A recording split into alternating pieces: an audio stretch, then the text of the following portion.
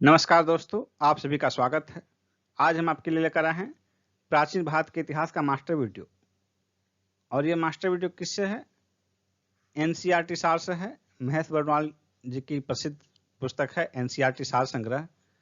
उसमें सारे सेगमेंट का दिया हुआ है, पूरा कंप्लीट है। वो बहुत अच्छी पुस्तक है, आप उसे पढ़ सकते हैं। उसी का हमने प्रारंभ किया है। तो आज का वीडियो प्राचीन भारत के इतिहास का मास्टर वीडियो है दोस्तों। सिर्फ 2 घंटे में पूरे प्राचीन भारत के इतिहास को कंप्लीट किया गया है। आप इस वीडियो को शुरू से अंत तक देखिए तो सिर्फ 2 घंटे में आपका प्राचीन भारत का इतिहास संपूर्ण रिवीजन हो जाएगा एक बार। और दोस्तों, इस वीडियो को शुरू से अंत तक देखिए और यदि पसंद आए तो इसे लाइक कीजिए और अधिक से अधिक शेयर कीजिए, ताकि हमारा हौसला अफजाई हो और हम आगे भी आपके लिए अन्य सेगमेंट के भी मास्टर वीडियो ला सकें। तो चलिए शुरू करते हैं प्राचीन भारत के इतिहास। सबसे पहले तो ये देखिए, इतिहास क्या है। इतिहास किसी व्यक्ति, समाज अथवा देश से संबंधित महत्वपूर्ण, विशिष्ट व सार्वजनिक क्षेत्र की घटनाओं, तथ्यों आदि का कालक्रमिक विवरण, क्रोनोलॉजिकल डिस्क्रिप्शन इतिहास कहलाता है। इतिहास का पिता हेरोडोटस को कहा जाता है। प्राचीन भारत के इतिहास से संबंधित प्रथम वास्तविक पुस्तक राजतरंगिणी को माना जाता है। उत्कीर्ण चिन्ह वाले प्राचीनतम सिक्के आहत सिक्के कहलाते हैं। सिक्कों का अध्ययन क्या कहलाता है? सिक्कों का अध्ययन न्यूमिस्मेटिक्स, मुद्रा शास्त्र। लेकिन आपको याद रखना है ये न्यूमिस्मेटिक्स, क्योंकि इसको भी हिंदी में ही देवनागरी लिपि में दे सकता है। भारत में प्रागैतिहासिक खोज प्रारंभ करने का श्रेय किसे दिया जाता है? डॉक्टर प्राइमरोज को। भारतीय प्रागैतिहासिक अध्ययन से संबंधित प्री हिस्टोरिक इंडिया किसकी कृति है? प्री हिस्टोरिक इंडिया जो है, ये कृति स्टुअर्ट पिगट की है। चीनी यात्रियों ने अपने यात्रा वृत्तांत में भारत के लिए किस शब्द का प्रयोग किया है? इंतु। उत्कीर्ण लेखों का अध्ययन क्या कहलाता है? अभिलेख शास्त्र। लेकिन आपको रखना है याद, इपिग्राफी। इपिग्राफी उत्कीर्ण लेखों का अध्ययन कहलाता है इपिग्राफी। लिपियों के विकास के अध्ययन को पुरालिपि विद्या कहा जाता है।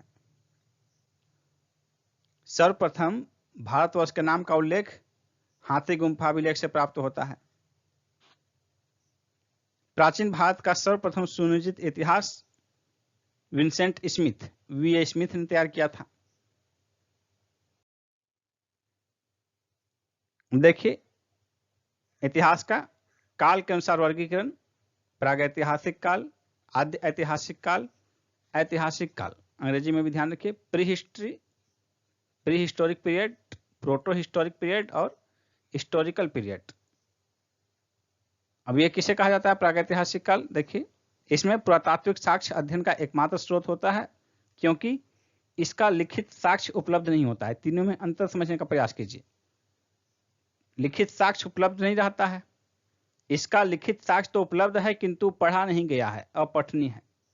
इसका लिखित साक्ष्य उपलब्ध है और पढ़ा भी गया है, यानी कि इसका तो साक्ष्य ही नहीं है। इन दोनों का साक्ष्य है, इसका पढ़ा नहीं गया है, इसका पढ़ा गया है। यानी कि यहां पर जब साक्ष्य ही नहीं है तो सिर्फ पुरातात्विक स्रोत जो है वही हो जाएंगे इसके स्रोत।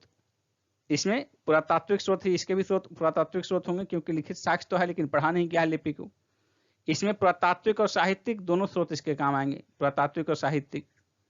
तो अब फेज कौन सा माना जाता है?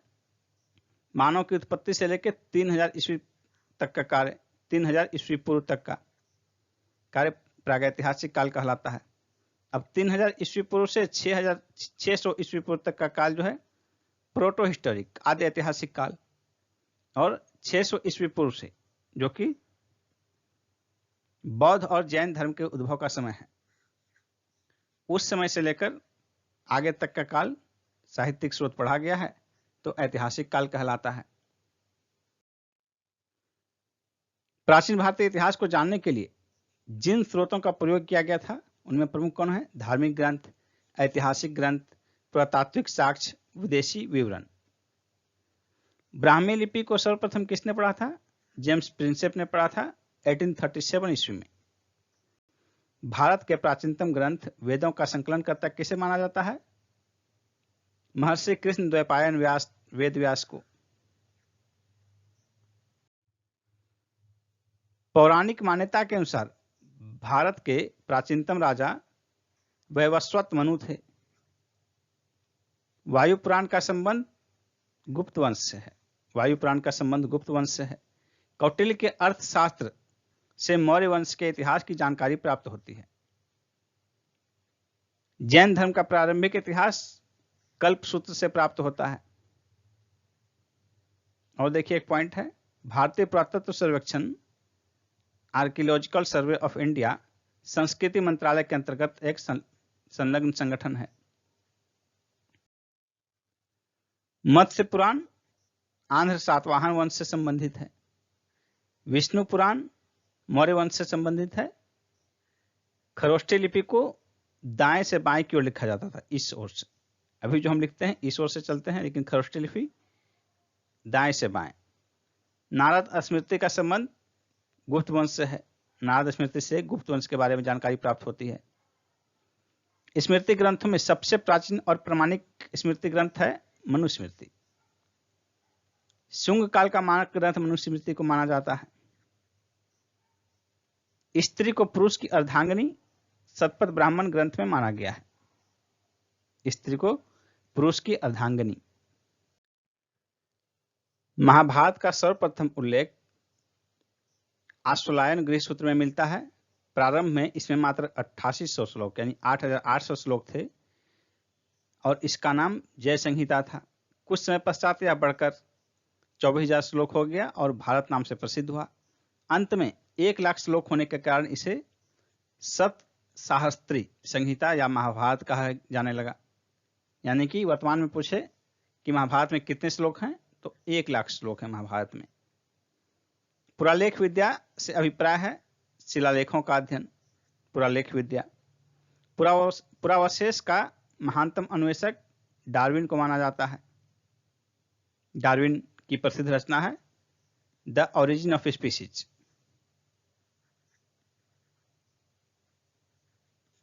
ये डार्विन की कृति है। इब्न बतूता का यात्रा वृत्तांत रेहला नाम से प्रसिद्ध है। ह्वेनसांग ने नालंदा विश्वविद्यालय में बौद्ध धर्म का अध्ययन किया था।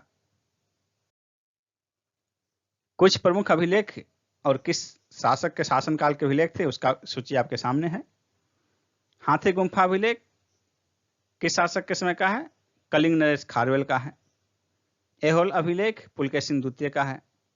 नासिक अभिलेख का संबंध गौतमी बलश्री से है। जूनागढ़ अभिलेख रुद्रदामन का जूनागढ़ अभिलेख नाम से सीधा जानते हैं। प्रयाग स्तंभ अभिलेख का संबंध समुद्रगुप्त से है। मंदसौर अभिलेख का संबंध मालवा नरेश यशोवर्मन से है। ग्वालियर अभिलेख का संबंध प्रतिहार नरेश भोज से है। देवपाड़ा अभिलेख का संबंध बंगाल शासक विजय सेन से है। भीतरी तथा जूनागढ़ अभिलेख का संबंध स्कंदगुप्त से है। बौद्ध स्तंभ लेख से शुंग काल की जानकारी प्राप्त होती है। ह्वेनसांग ने अपनी यात्रा वृत्तांत का वर्णन अपनी पुस्तक सी युकी में किया है। अरबी भाषा की पुस्तक किताबुल हिंद की रचना किसने की थी? अल बरूनी ने। मोरक्को यात्री इब्न बतूता भारत में मोहम्मद बिन तुगलक के दरबार में आया था और तुगलक ने उसे दिल्ली का काजी नियुक्त किया था। बहुत ही महत्वपूर्ण बिंदु है। मार्को पोलो पांड्य राज्य की यात्रा का उल्लेख मिलता है। मार्को पोलो के द्वारा पांड्य राज्य की यात्रा का उल्लेख मिलता है।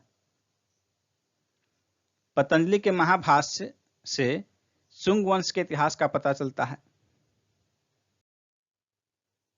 चीनी लेखकों का वर्णन दिया गया है यहाँ आपके सामने। देखिए लेखक हैं, उनका समय क्या समय था इंडिया में, भारत में उनका क्या समय था, उनकी रचना और उनके रचना के प्रमुख विवरण जो कि आपके लिए परीक्षोपयोगी हैं।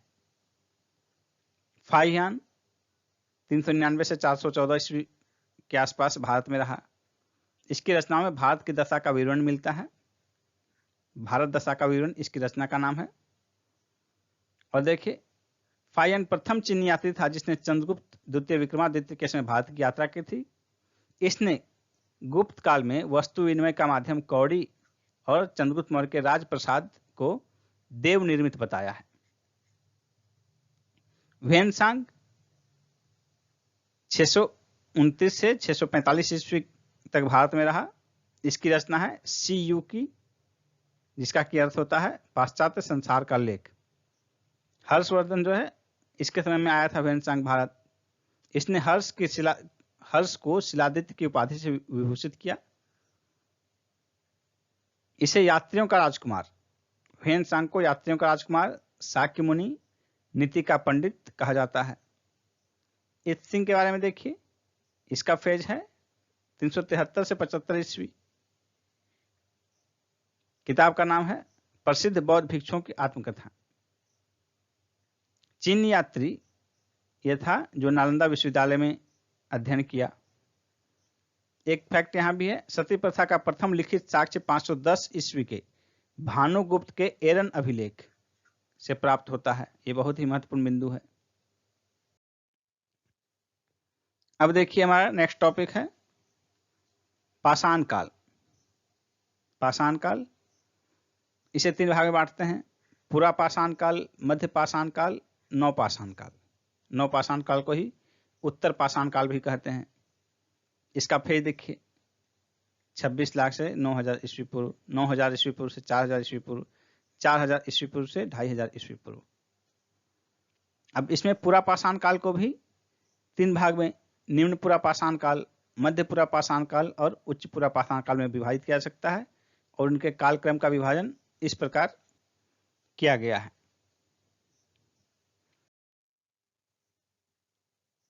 अब देखिए इसमें पाषाण युगीन अनुसंधान प्रारंभ करने का श्रेय रॉबर्ट ब्रूस फुट को जाता है। मानव इतिहास का प्रारंभिक काल पूरा पाषाण काल कहलाता है। प्राचीन भारत के औजार और अस्त्र शस्त्र बनाने के लिए निवासी सर्वप्रथम पत्थर का प्रयोग करते थे। पाषाण काल जो है, पाषाण युगीन का मतलब वहां मुख्य पदार्थ है आपके पास पाषाण यानी कि पत्थर, तो पत्थर के ही हथियार हुए। प्राचीन भारतीय भौगोलिक मान्यता के अनुसार भारतवर्ष किस द्वीप का खंड था? जम्बू द्वीप का। आज भी संस्कृत में कई धर्म ग्रंथों में इसका उल्लेख है, जम्बू द्वीपे भारत खंडे। सर्वप्रथम मानव सदृश प्राणी जो होमो सेपियंस से प्रजातीय रूप से भिन्न था, उसे सामान्यतः पिथेकैंथ्रोपस के रूप में जाना जाता है। पिथेकैंथ्रोपस। भारत में मानव का सर्वप्रथम साक्ष्य हथनौरा से प्राप्त होता है। तो आपके लिए एग्जाम में ये तो नहीं आता है जनरली, लेकिन ये आता है किस नदी घाटी से, तो नर्मदा नदी घाटी से। ये बहुत ही महत्वपूर्ण क्वेश्चन हो जाता है, कई बार एग्जाम में, विभिन्न एग्जाम में पूछे जाते हैं। पाषाण संस्कृति से लेकर हड़प्पा काल तक के सांस्कृतिक अवशेष मेहरगढ़ से प्राप्त होते हैं। जुते हुए खेत का साक्ष्य कालीबंगा से प्राप्त होता है। जुते हुए खेत का साक्ष्य कालीबंगा से। बृहद पाषाण स्मारकों की पहचान मृतकों को दफनाने के स्थान के रूप में किया गया है। प्राचीनतम स्थायी जीवन का प्रमाण मेहरगढ़ से प्राप्त होता है। मनुष्य ने सर्वप्रथम तांबा धातु का प्रयोग किया था। प्रस्तर युग यानी कि पत्थर युग, स्टोन एज के लोगों के पास सर्वप्रथम घरेलू पशु कुत्ता था। मनुष्य ने सबसे पहले कुत्ते का पालन शुरू किया, यानी कि पालतू पशु सर्वप्रथम कुत्ता हुआ। उत्खनित प्रमाणों के अनुसार पशुपालन का प्रारंभ मध्य पाषाण काल से माना जाता है। मध्य पाषाण काल में पशुपालन के प्राचीनतम साक्ष्य आदमगढ़ से प्राप्त होते हैं। मानव द्वारा खाद्यान्नों की कृषि सर्वप्रथम नवपाषाण काल में की गई। पशुपालन तो मध्य पाषाण काल में और कृषि नवपाषाण काल में। मानव द्वारा प्रयोग में लाया गया सर्वप्रथम अनाज कौन था? जौ, बार्ली। चाकोलिथिक युग को ताम्रपाषाण युग के नाम से भी जाना जाता है। ताम्रपाषाण कालीन स्थल देखिए, स्थल का नाम दिया गया है, ये किस राज्य में अवस्थित है वो स्थल, और वहां से क्या क्या मुख्य साक्ष्य प्राप्त हुए हैं जो कि आपके लिए परीक्षा में उपयोगी हैं। तो ताम्रपाषाण कालीन अधिकांश सांस्कृतिक स्थल जो है, ऐतिहासिक स्थल, वो महाराष्ट्र से प्राप्त हुए हैं। देखिए आपके ये चारों महाराष्ट्र से हैं, इनाम गांव, दामाबाद, नवदा टोली, निवासा, और एक ताम्रवती जो है ये राजस्थान से मिला है। इमाम गांव का देखिए साक्ष्य क्या है, कच्ची मिट्टी के मकान तथा गोलाकार गड्ढों वाले मकान के साक्ष्य इमाम गांव से मिले हैं। कलश समाधान, कलश को घरों के फर्श के नीचे के प्रमाण दायमाबाद से मिले हैं। सबसे बड़ा ताम्रपाषाण कालिक स्थल है दायमाबाद, और ये सिंधु घाटी का दक्षिणतम, सिंधु घाटी को यदि बांटे उत्तर दक्षिण पूर्व पश्चिम में, तो ये दक्षिणतम बिंदु माना जाता है दायमाबाद सिंधु घाटी सभ्यता का। नवदा टोली, इसका उत्खनन HD संकालिया ने किया। यहां से चित्रित काले मृदभांड के प्रमाण मिले हैं। नेवासा से पटसन का प्रथम साक्ष्य प्राप्त होता है। लाल तल पर काली डिजाइन वाले चाक निर्मित बर्तनों के प्रमाण नेवासा से प्राप्त होते हैं। ताम्रवती, यहां से प्राप्त काले मृदभांड सफेद रैखिक चित्रों से सजे रहते हैं। और एक फैक्ट देखिए आपके सामने है, नवपाषाण काल शब्द का प्रयोग सर्वप्रथम 1865 में सर जॉन लुबाक ने किया था। भारतीय पुरातत्व सर्वेक्षण archaeological survey of India ASI के प्रथम महानिदेशक जॉन मार्शल थे। भारतीय पुरातत्व का जनक अलेक्जेंडर कनिंघम को कहा जाता है। भारत के भीमबेटका से आरंभिक पुरापाषाण के शिलाश्रय से सर्वाधिक चित्र प्राप्त हुए हैं। कुंभकारी यानी कि मिट्टी के बर्तन बनाने की कला का सर्वप्रथम प्रमाण नवपाषाण काल से प्राप्त होता है। पेब्बल उपकरण निम्न पुरापाषाण काल से संबंधित है। ताम्रवती के नाम से आहार संस्कृति प्रसिद्ध है।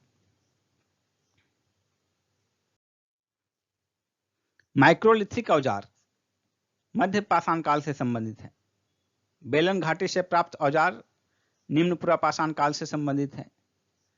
मानव की आखेटक और खाद्य संग्राहक की अवस्था पुरापाषाण काल से जुड़ी हुई है। ताम्रपाषाणकालीन संस्कृति में महाराष्ट्र के लोग मृतकों को घर के फर्श के नीचे उत्तर दक्षिण दिशा में दफनाते थे। घर में फर्श के नीचे उत्तर दक्षिण दिशा में दफनाते थे। भारत के दो सर्वाधिक प्राचीनतम ज्ञात मध्य पाषाणकालीन स्थल महदहा और सराय नाहर राय थे। आधुनिक मानव यानी कि होमोसेपियंस का प्रादुर्भाव उच्च पुरापाषाण काल में हुआ। होमोसेपियंस क्वार्टजाइट पत्थरों के स्थान पर जैस्पर, चर्ट आदि के पत्थर सर्वप्रथम मध्य पुरापाषाण काल में प्रयुक्त हुए।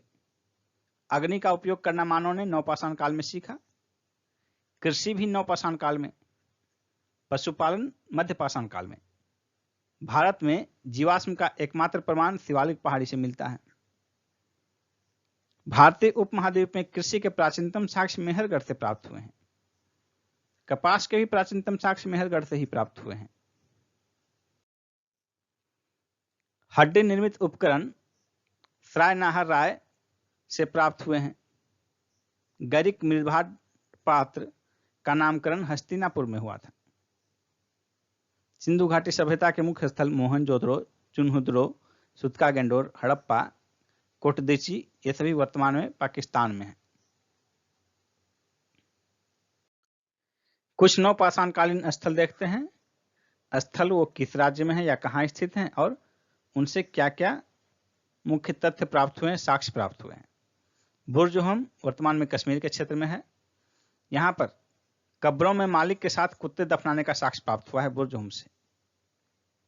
कृषि तथा पशुपालन के साक्ष्य, हड्डी निर्मित औजार, धूसर मृदभांड के प्रमाण, सिलबट्टा तथा हड्डी से निर्मित सुई के साक्ष्य गुफ कराल से प्राप्त हुए हैं। गुफ कराल भी कश्मीर के क्षेत्र में है। मेहरगढ़ जो वर्तमान में पाकिस्तान के क्षेत्र में स्थित है, यहाँ से गेहूं की 3 तथा जौ की 2 किस्मों की खेती के प्रमाण मिले हैं। कच्ची ईंटों के आयताकार मकान और प्राचीनतम स्थायी जीवन के साक्ष्य मेहरगढ़ से प्राप्त होते हैं। महदहा वर्तमान में उत्तर प्रदेश का क्षेत्र है। यहाँ से गोलाकार झोपड़ी के प्रमाण मिले हैं। धान के साथ साथ जौ की खेती तथा पशु बाड़ा के भी साक्ष्य महदहा से प्राप्त हुए हैं। कोलडीहवा ये भी उत्तर प्रदेश का क्षेत्र है। धान की खेती का प्रमाण यहाँ से प्राप्त हुआ है, जो धान की खेती का भारत ही नहीं बल्कि विश्व का सबसे प्राचीनतम साक्ष्य माना जाता है कोलडीहवा से। संगनकल्लू वर्तमान में कर्नाटक का क्षेत्र है। राख के टीले प्राप्त हुए यहाँ से, जो कि बेल्लारी जिले में अवस्थित है। कर्नाटक के बेल्लारी जिले में अवस्थित है संगनकल्लू। पिकलीहल, ये भी कर्नाटक में है। यहाँ से राख का ढेर तथा निवास स्थल के साक्ष्य प्राप्त हुए हैं। चौपानी मांडो, ये उत्तर प्रदेश में है। मधुमक्खी के छत्ते जैसी झोपड़ियां के साक्ष्य मिले हैं। ज्यामितीय आकार के सूक्ष्म पाषाण तथा हस्त निर्मित मृदुभांड के साक्ष्य यहां से प्राप्त हुए हैं चौपानी मांडो से। सारूतारू, यह असम का क्षेत्र है। गुवाहाटी के समीप उत्खनन से आदिम कुल्हाड़ियां तथा चित्रित मृदुभांड प्राप्त हुए हैं। चिरांद, ये बिहार में स्थित है, बिहार के सारण क्षेत्र में। यहां से हड्डी के उपकरण प्राप्त हुए हैं जो प्राय हिरणों के सिंगों से निर्मित है। दावजली, यह असम के क्षेत्र में स्थित है। यहां से कृषि और पशुपालन के साक्ष्य प्राप्त हुए हैं। नवदा टोली नामक ताम्रपाषाण कालीन स्थल का उत्खनन HD संकालिया ने किया था। नवदा टोली वर्तमान में मध्य प्रदेश का क्षेत्र है। हड़प्पा सभ्यता का सर्वाधिक मान्यता प्राप्त काल है 2500 BC से 1750 BC। हड़प्पा नामक पुरा स्थल सिंधु घाटी सभ्यता से संबंधित है। हड़प्पा सभ्यता की लिपि को भाव चित्रात्मक कहा जाता है, पिक्टोग्राफिक। हड़प्पा सभ्यता की जानकारी का मुख्य स्रोत पुरातात्विक खुदाई है, क्योंकि यहाँ की जो लिपि है ये अपठनीय है, पढ़ी नहीं गई है। मोहनजोदड़ो का शाब्दिक अर्थ है मृतकों का टीला। सिंधु सभ्यता जो है आद्य ऐतिहासिक युग से संबंधित है, यानी कि लिपि तो है लेकिन लिपि अपठनीय है। मूर्ति पूजा का प्रारंभ पूर्व आर्य काल से माना जाता है। सिंधु वासियों ने पहली बार तांबे में टीन मिलाकर कांसा तैयार किया था, इसलिए सिंधु घाटी सभ्यता के काल को कांस्य युगीन सभ्यता के नाम से भी जाना जाता है। हड़प्पा की समकालीन सभ्यता रंगपुर सौराष्ट्र में स्थित है। सौराष्ट्र जो है ये गुजरात का क्षेत्र है वर्तमान में। हड़प्पा संस्कृति का वह कौन सा स्थल है जहां दुर्ग तथा निचला नगर अलग अलग प्राचीरों से घिरा था? वो है कालीबंगन। मोहनजोदड़ो तथा हड़प्पा सभ्यता की पुरातात्विक खुदाई सर जॉन मार्शल के द्वारा की गई थी। हड़प्पा कालीन स्थलों से अभी तक लोहा की प्राप्ति का साक्ष्य नहीं हुआ है।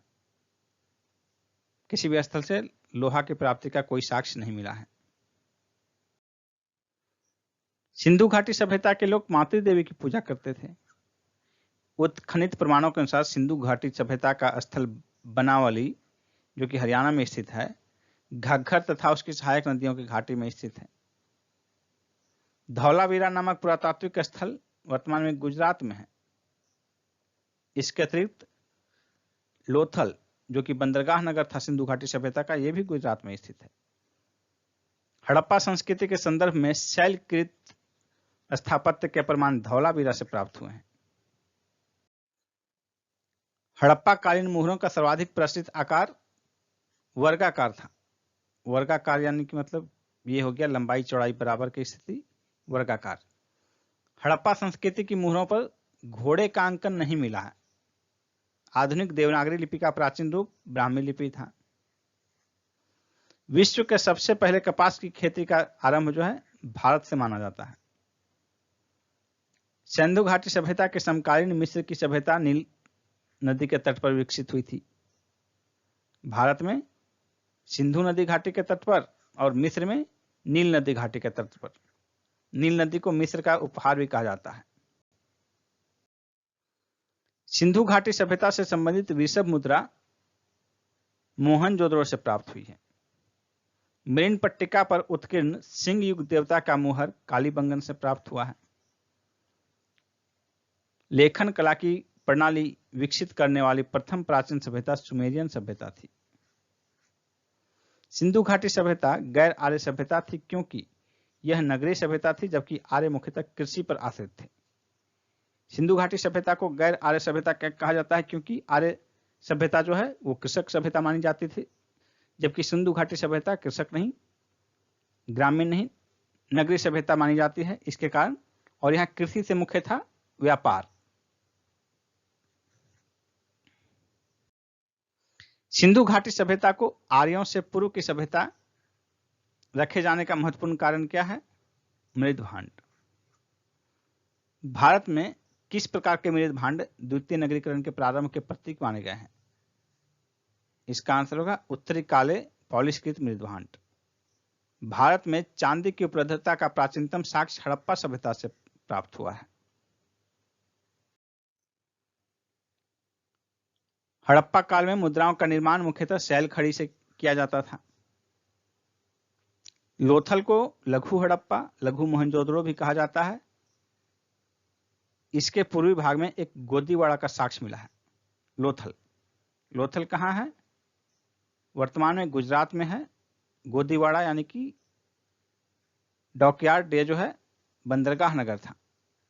अब देखिए चौहद्दी, हड़प्पा सभ्यता की चौहद्दी सीमा, उत्तर में मांडा, दक्षिण में दायमाबाद, पूर्व में आलमगीरपुर और पश्चिम में सुतका गंडोर। अब ये मांडा जम्मू कश्मीर के क्षेत्र में है, आलमगीरपुर उत्तर प्रदेश में है, दायमाबाद महाराष्ट्र में स्थित है वर्तमान में, और सुतका गंडोर जो है वो पाकिस्तान के बलूचिस्तान प्रांत में स्थित है। हड़प्पाकालीन स्थल और इससे संबंधित महत्वपूर्ण तथ्य। स्थल है उसका उत्खननकर्ता, उत्खनन वर्ष, किस नदी के तट पर यह पाया गया, और कुछ महत्वपूर्ण साक्ष्य देखेंगे महत्वपूर्ण हम लोग हड़प्पाकालीन स्थलों को। तो देखिए सबसे पहले है आपके सामने हड़प्पा, ये पाकिस्तान के मोंटगोमरी जिले में स्थित है। इसके उत्खननकर्ता कौन थे? Rai Bahadur, Dayaram Sahni, wheeler, MS. वत्स। उत्खनन किया गया 1921 में। यह रावी नदी के तट पर स्थित है, जबकि मोहनजोदड़ो सिंधु नदी के तट पर स्थित है। रावी सिंधु की ही सहायक नदी है। हड़प्पा से अन्न भंडार, कांसे की निर्मित खिलौना गाड़ी, पारदर्शी वस्त्र पहने हुए एक मूर्ति, गरुड़ चित्रित मुद्रा, मछुआरे के चित्र, शंख का बैल, कांस्य दर्पण, ये चीजें प्राप्त हुई हैं। मोहनजोदड़ो पाकिस्तान के लड़काना प्रांत में स्थित है, लड़काना जिले में। इसका उत्खननकर्ता आर.डी. बनर्जी, राखल दास बनर्जी और मार्टिमर व्हीलर। 1922 में इसका किया गया उत्खनन। सिंधु नदी के तट पर स्थित है ये।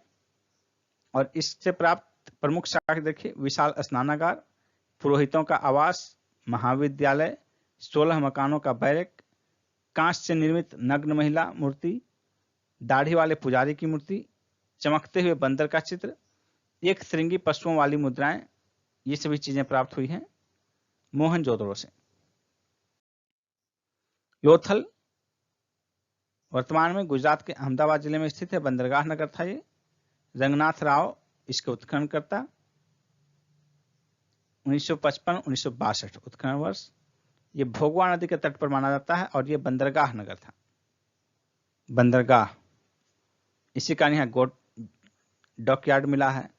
वृत्ताकार तथा चौकोर अग्निवेदिका, हाथी दांत, चावल तथा बाजरे पर 2 मुंहे राक्षस का अंकन, फारस की मुहर, घोड़े की मृण मूर्ति, 3 युग्मित समाधियां, चालाक लोमड़ी का चिन्ह, ये सभी चीजें लोथल से प्राप्त हुए हैं। और इसके अतिरिक्त जो है एक महत्वपूर्ण चीज है, मनके बनाने का कारखाना। मनके बनाने का कारखाना भी लोथल से प्राप्त हुआ है।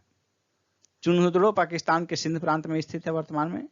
अर्नेस्ट मैके और एन.सी. मजूमदार उत्खननकर्ता, उत्खनन वर्ष 1931। ये भी सिंधु नदी के तट पर ही स्थित है। यहाँ से भी मनके बनाने का कारखाना प्राप्त हुआ है। लिपस्टिक के साक्ष्य प्राप्त हुए हैं। बिल्ली का पीछा करते हुए कुत्ते का साक्ष्य, कांस्य गाड़ी, वक्राकार ईंट, कंघा, 3 घड़ियाल तथा 2 मछली के अंकन वाली मुद्रा, काजल, पाउडर, लिपस्टिक, ये सभी चीजें चुनहुदड़ो से प्राप्त हुए हैं। चुनहुदड़ो, कालीबंगा, जुते हुए खेत के साक्ष्य, ये वर्तमान में राजस्थान के हनुमानगढ़ जिले में स्थित है। भूकंप के साक्ष्य, अग्नि हवन कुंड, अलंकृत ईंट, चूड़ियां, संभवतः एक साथ फसल बोने के साक्ष्य, लकड़ी की नाली, ये सभी कालीबंगा से प्राप्त हुए हैं। ये घग्गर नदी के तट पर स्थित है। राखीगढ़ी हरियाणा के हिसार प्रांत में स्थित है। हिसार जिले में ये घग्गर नदी के तट पर स्थित है। यहाँ से ताम्र उपकरण और हड़प्पा लिपि युक्त मुद्रा प्राप्त हुए हैं। उत्खननकर्ता सूरजभान, उत्खनन वर्ष 1969।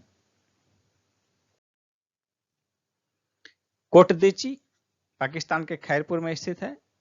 घुरी और फजल अहमद खान इसके उत्खनन करता है। सिंधु नदी के तट पर स्थित है। किलेबंदी का साक्ष्य यहाँ से प्राप्त नहीं हुआ है। कच्चे ईंटों के मकान मिले हैं और चूल्हे के साक्ष्य भी यहाँ से मिले हैं। बनावली हरियाणा के हिसार जिले में स्थित है। R.S. बिष्ट, रविंद्र सिंह बिष्ट इसके उत्खनन करता है 1973 ईस्वी में। सरस्वती नदी के तट पर स्थित है ये। मिट्टी का खिलौना हल यहाँ से प्राप्त हुआ है। सड़कों पर बैलगाड़ी के पहिए के साक्ष्य तथा जौ के साक्ष्य यहाँ से प्राप्त हुए हैं। इसके बाद हम लोग देखेंगे रोपड़ यानी कि रूपनगर, ये पंजाब में स्थित है। Y.D. शर्मा, यज्ञदत्त शर्मा 1955 में उत्खनन किया इसका। और ये सिंधु की सहायक नदी सतलज के तट पर स्थित है। यहाँ से तांबे की कुल्हाड़ी, मानव के साथ कुत्ते दफन के साक्ष्य बहुत महत्वपूर्ण हो जाता है। रंगपुर, ये गुजरात के काठियावाड़ क्षेत्र में स्थित है। S.R. राव ने 1954 में इसका उत्खनन कराया। भादर या मादर नदी के किनारे स्थित है ये। ज्वार, बाजरा, 3 संस्कृतियों के अवशेष, नाली, कच्ची ईंट के दुर्ग, धान की भूसी, ये सभी साक्ष्य यहाँ से प्राप्त हुए हैं। आलमगीरपुर उत्तर प्रदेश के मेरठ जिले में स्थित है। Y.D. शर्मा, यज्ञदत्त शर्मा इसके उत्खनन करता 1958 में। और ये आलमगीरपुर जो है हिंडन नदी के तट पर है। वर्तमान में जो है गाजियाबाद भी हिंडन नदी के तट पर स्थित है।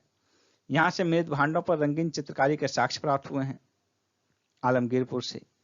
सुतका गंडोर पाकिस्तान के बलूचिस्तान प्रांत में स्थित है। ऑरेंज स्टाइन और जॉर्ज डेल्स ने इसका उत्खनन कराया था। और ये दास नदी के तट पर स्थित है। यहाँ से 3 संस्कृतियों के साक्ष्य मिले हैं। प्राकृतिक चट्टान पर अवस्थित मानव अस्थि, राख से भरा हुआ बर्तन, बेबीलोन से व्यापार के साक्ष्य, बंदरगाह, ये सभी चीजें सुतका गंडोर से प्राप्त हुआ है। मांडा जम्मू कश्मीर में स्थित है। जगपति जोशी उत्खननकर्ता, चेनाब नदी के तट पर स्थित है। ये भी सिंधु की सहायक नदी है। झेलम, चेनाब, रावी, व्यास, सतलज। यहां से चट, ब्लेड, हड्डी निर्मित वानाग्र मुहरों के साक्ष्य प्राप्त होते हैं। सुतका को ये बलूचिस्तान से मिला है। जॉर्ज डेल्स इसके उत्खनन करता है। 1962 में उत्खनन किया गया। और 2 टीला और मृदभांड के साक्ष्य यहां से प्राप्त हुए हैं।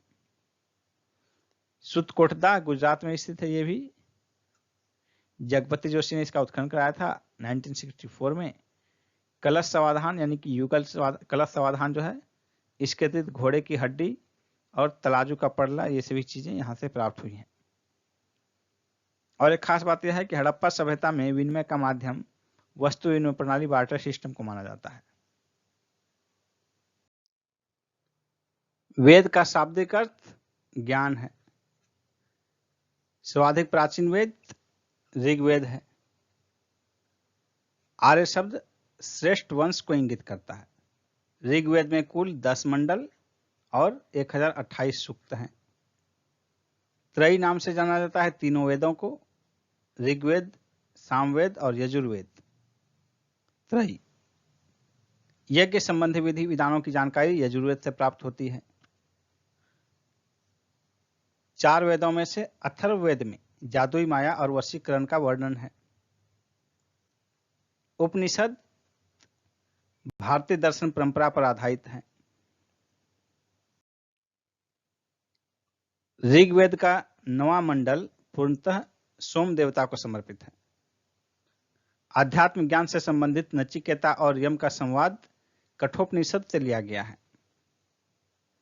उपनिषद काल के राजा अश्वपति कैकेयी के शासक थे।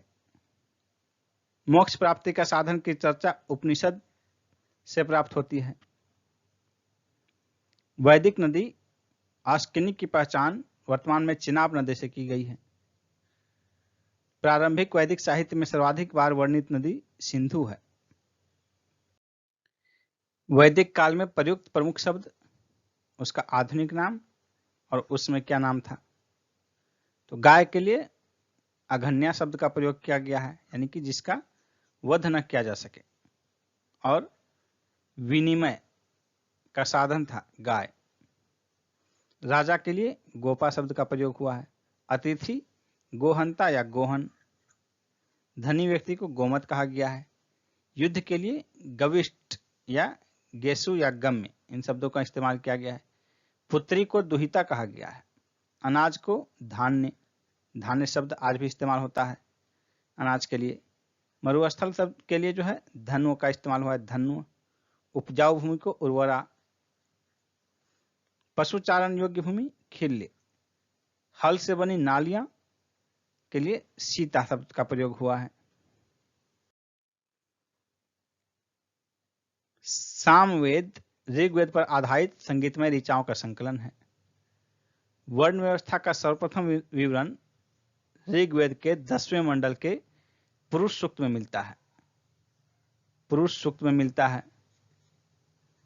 पूर्व वैदिक काल में सभा और समिति को राजा पर नियंत्रण होता था। वैदिक देवताओं का पुरोहित बृहस्पति को माना जाता है। ऋग्वैदिक काल में निष्क शब्द का प्रयोग सिक्के के लिए किया जाता था। ऋग्वैदिक काल में निष्क शब्द का प्रयोग आभूषण के लिए किया जाता था, लेकिन बाद के काल में उसका प्रयोग सिक्के के लिए किया जाने लगा। पुरुष मेध प्रथा का उल्लेख सर्वप्रथम शतपथ ब्राह्मण में मिलता है। अब देखिए यहाँ कुछ महत्वपूर्ण तथ्य दिए गए हैं। वेद, उनसे संबंधित ब्राह्मण, उनमें कितने सूक्त हैं, उनसे संबंधित उपनिषद और वेद से संबंधित आरण्यक। वेद के अध्येता को क्या कहा जाता है, किसके, और उस वेद का संबंधित उपवेद और उसके प्रवर्तक, इन सब की सूची यहाँ दी गई है, आप देख सकते हैं। तो वेद 4 हैं, ऋग्वेद, यजुर्वेद, सामवेद, अथर्ववेद। ऋग्वेद से और उसका अध्येता का लिस्ट यहाँ है। ऋग्वेद का अध्येता होत्री, यजुर्वेद का अधर्वयु, सामवेद का उद्गाता और अथर्ववेद का ब्रह्म। इसी तरह इनका उपवेद देखिए, ऋग्वेद का आयुर्वेद, यजुर्वेद का धनुर्वेद, गंधर्ववेद का, गंधर्ववेद जो है ये सामवेद का है, और ये अथर्ववेद का ब्रह्म, शिल्पवेद। इसी तरह देखिए उपनिषद की सूची दी गई है। छांदोग्य उपनिषद किसका है, सामवेद का है। और उसी तरह देखिए मांडुक्य उपनिषद अथर्ववेद का है। मुंडक उपनिषद अथर्ववेद का है। और ये देखिए विभिन्न उपवेद के प्रवर्तक, प्रजापति, विश्वामित्र, नारद, विश्वकर्मा। एक और चीज देखिए बताया गया है, पारसियों का ग्रंथ जिंद अवस्था में जिस अहुर मजदा का वर्णन मिलता है वह असुरों का देवता है। ईरान से भारत में आर्यों के आने की सूचना भोगाज कोई अभिलेख से प्राप्त होती है। उत्तर वैदिक काल में अंग तथा मगध क्षेत्र को आर्य संस्कृति की धुरी समझा जाता था। गोत्र यानी कि क्लान शब्द का प्रयोग सर्वप्रथम ऋग्वैदिक काल में हुआ। ऋग्वैदिक काल में जनता का विश्वास बलि और कर्मकांडों में था। ऋग्वेद संहिता में दूसरे से 7वें मंडल तक सर्वाधिक प्राचीन माने जाते हैं, जिन्हें गोत्र मंडल के नाम से भी जाना जाता है। ऋग्वेद में जो है 10 मंडल हैं, जिसमें कि 2 से लेकर 7 तक सबसे अधिक प्राचीन माने जाते हैं।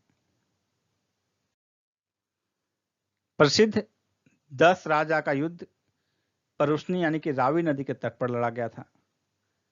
10 राग युद्ध का वर्णन ऋग्वेद के 7वें मंडल में मिलता है।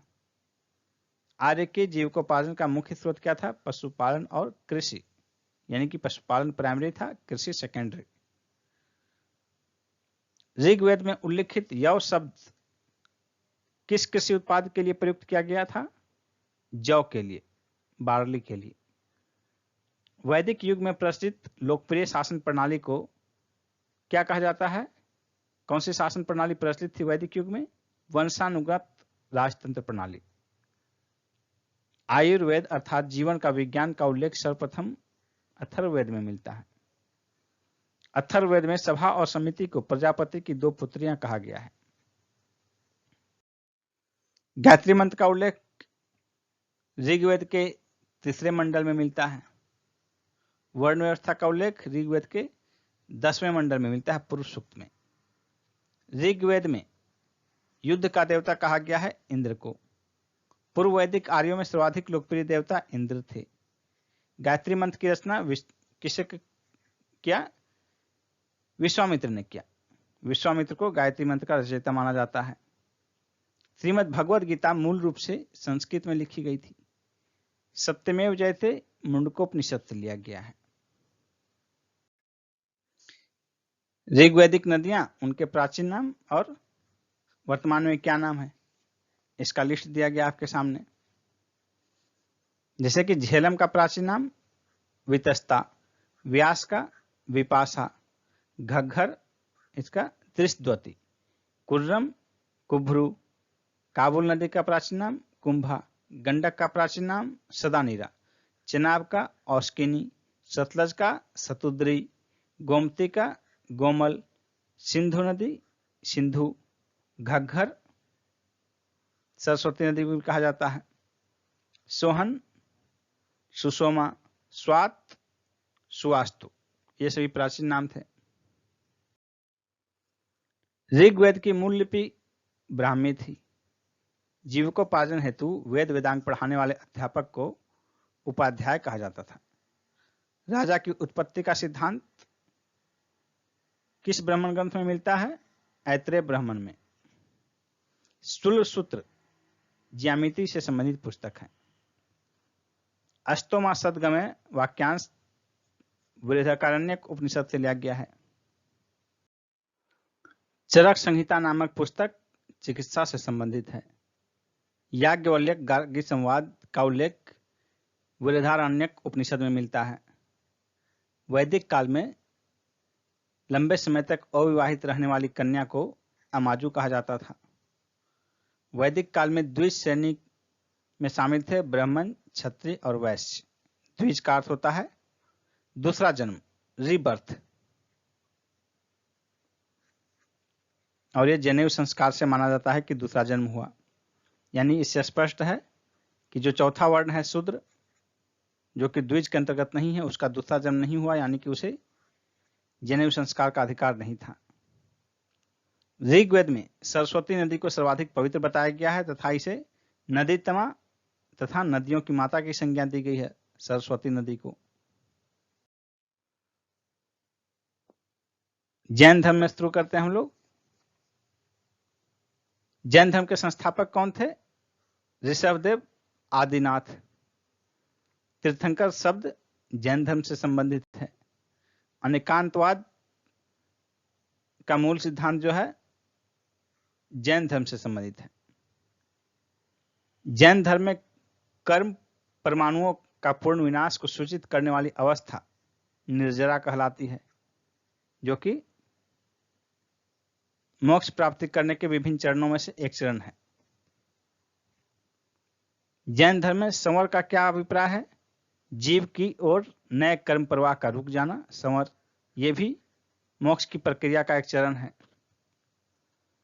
गंग वंश के राजा राजमल चतुर्थ के मंत्री और सेनापति चामुंडा राय ने 974 ईस्वी में श्रवण बेलगोला के पास एक जिन मूर्ति का निर्माण करवाया था, जो बाहुबली गोमतेश्वर की मूर्ति कहलाती है। यहां पर 12 वर्ष के अंतराल पर मनाया जाने वाला उत्सव महामस्तकाभिषेक के नाम से जाना जाता है। त्रिरत्न सिद्धांत जो है, त्रिरत्न जैन धर्म से संबंधित है। वो तीन रत्न कौन कौन से हैं? सम्यक दर्शन, सम्यक आचरण और सम्यक ज्ञान।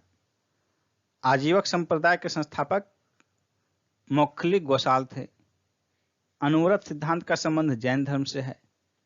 यापनीय जैन धर्म का संप्रदाय था। प्रारंभिक जैन साहित्य अर्धमागही भाषा में लिखे गए। पार्श्वनाथ से संबद्ध होने के कारण समेध शिखर जैन सिद्ध क्षेत्र माना जाता है। जैन संप्रदाय का प्रथम विभाजन के पश्चात निर्मित श्वेतांबर संप्रदाय के संस्थापक स्थूलभद्र थे।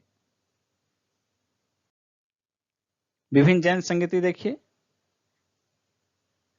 प्रथम जैन संगीति जो पाटलिपुत्र में हुआ, उसमें अंतिम रूप से श्वेतांबर आगम का संपादन हुआ। प्रथम जैन संगीति देखिए 300 ईस्वी पूर्व में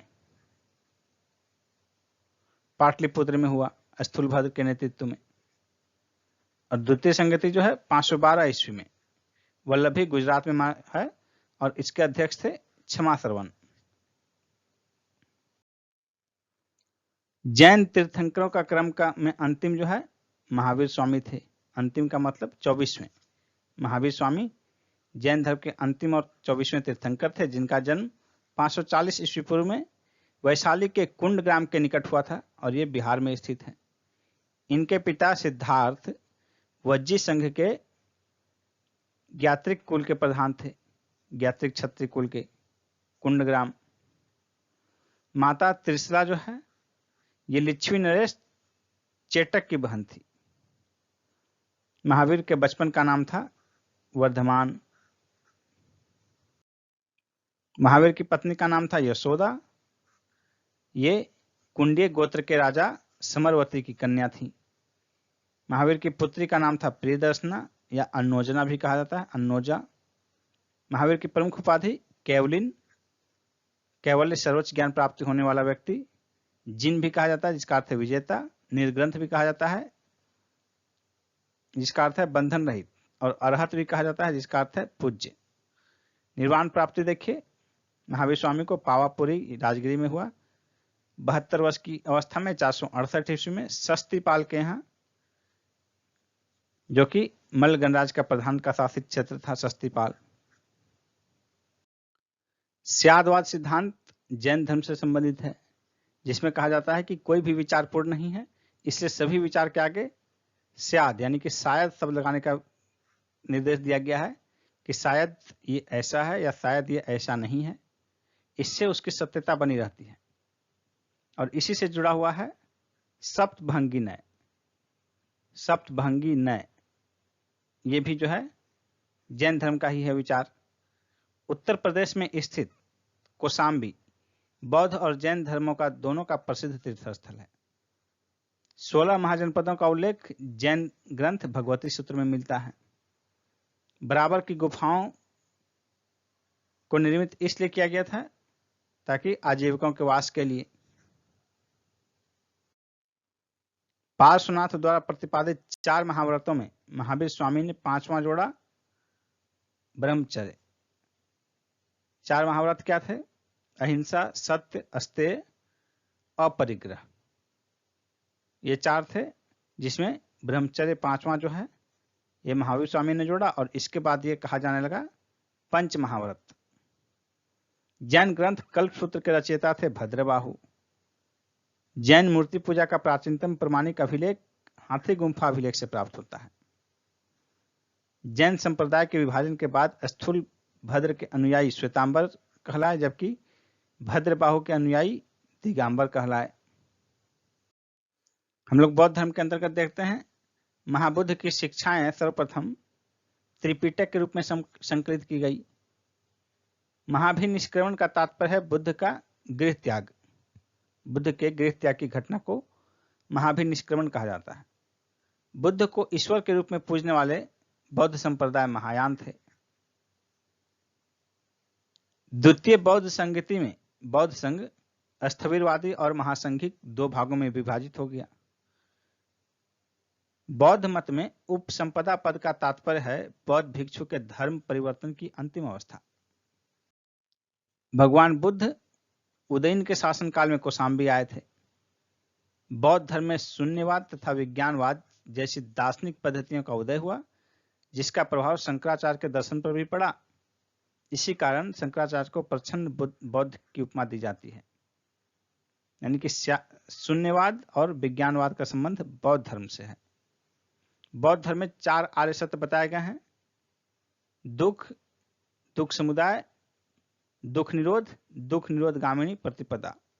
सीधे सीधे इसके अर्थों में कहा जाए तो पहला है दुख है, दूसरा है दुख का कारण है, तीसरा है दुख का निवारण भी है और चौथा है दुख के निवारण का मार्ग यानी उपाय। यह है बौद्ध धर्म का 4 आर्य सत्य। बौद्धों की रामायण के नाम से प्रसिद्ध बुद्ध चरित्र की रचना अशोक घोष ने की थी।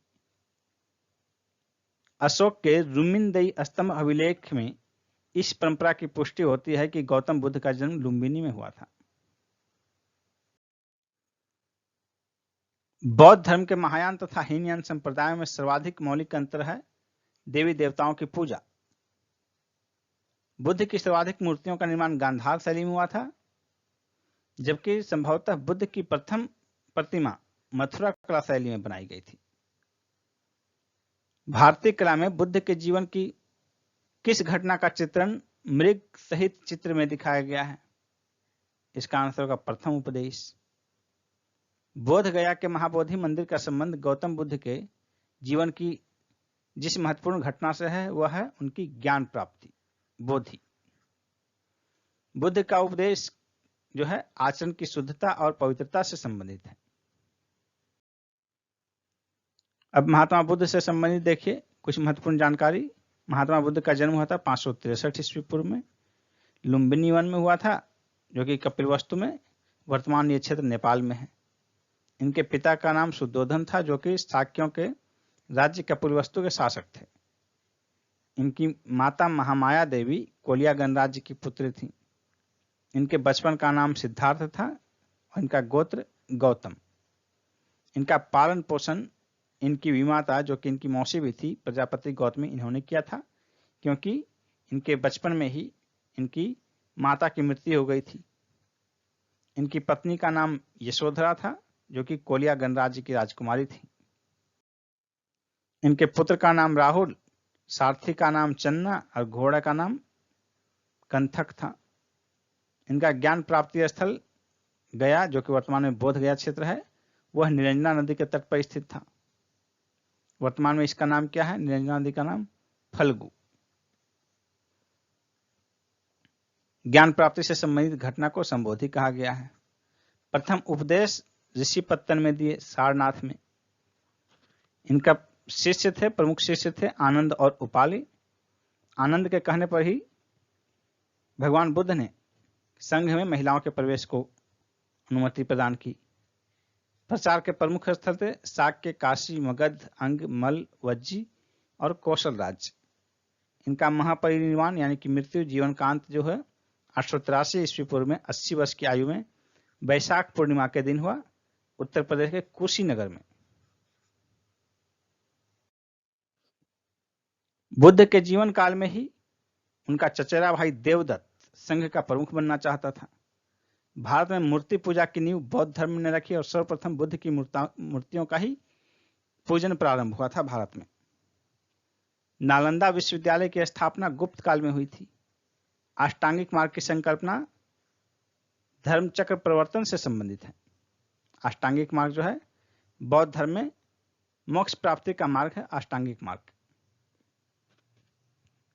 बौद्ध संघ में भिक्षुनी के रूप में स्त्रियों के प्रवेश की अनुमति भगवान बुद्ध ने अपने प्रिय शिष्य आनंद के कहने पर वैशाली में प्रदान की थी। सम्राट अशोक ने अपने पुत्र महेंद्र तथा पुत्री संघमित्रा को बौद्ध धर्म के प्रचार प्रसार के लिए श्रीलंका भेजा था। प्रमुख बौद्ध संगीतियां देखिए, 4 बौद्ध संगीतियां हुई थी। पहला हुआ था 483 ईस्वी में, महात्मा बुद्ध की मृत्यु के इसी काल में थी, उसी वर्ष राजगिरी में हुई थी। अध्यक्ष थे महाकश्यप और शासक उस समय थे अजातशत्रु। द्वितीय के समय में शासक थे कालाशोक, तीसरे से अशोक के समय में हुआ, चौथा कनिष्क के समय में हुआ। कनिष्क के समय वासुमित्र थे इसके अध्यक्ष, तृतीय के थे मोगलीपुत्र तीस, द्वितीय के थे साब कमीर। पहला हुआ था राजगिरी में, दूसरा वैशाली, तीसरा पाटलिपुत्र और चौथा कुंडलवन में हुआ था। पहला 483 ईस्वी पूर्व में हुआ था, दूसरा 383 ईस्वी पूर्व में, तीसरा 250 ईस्वी पूर्व में और चौथा 98 ईस्वी में, 98 ईस्वी में। नागार्जुन बौद्ध धर्म के माध्यमिक संप्रदाय के अनुयायी थे। विश्व का सबसे ऊंचा विश्व शांति स्तूप बिहार के राजगीर में स्थित है। बुद्ध की 80 फुट ऊंची प्रतिमा जो बोध गया में स्थित है, जापानियों के द्वारा निर्मित है। भगवान बुद्ध को एशिया का ज्योतिपुंज, लाइट ऑफ एशिया के नाम से जाना जाता है। शून्यता के सिद्धांत का प्रतिपादन सर्वप्रथम बौद्ध दार्शनिक नागार्जुन ने किया।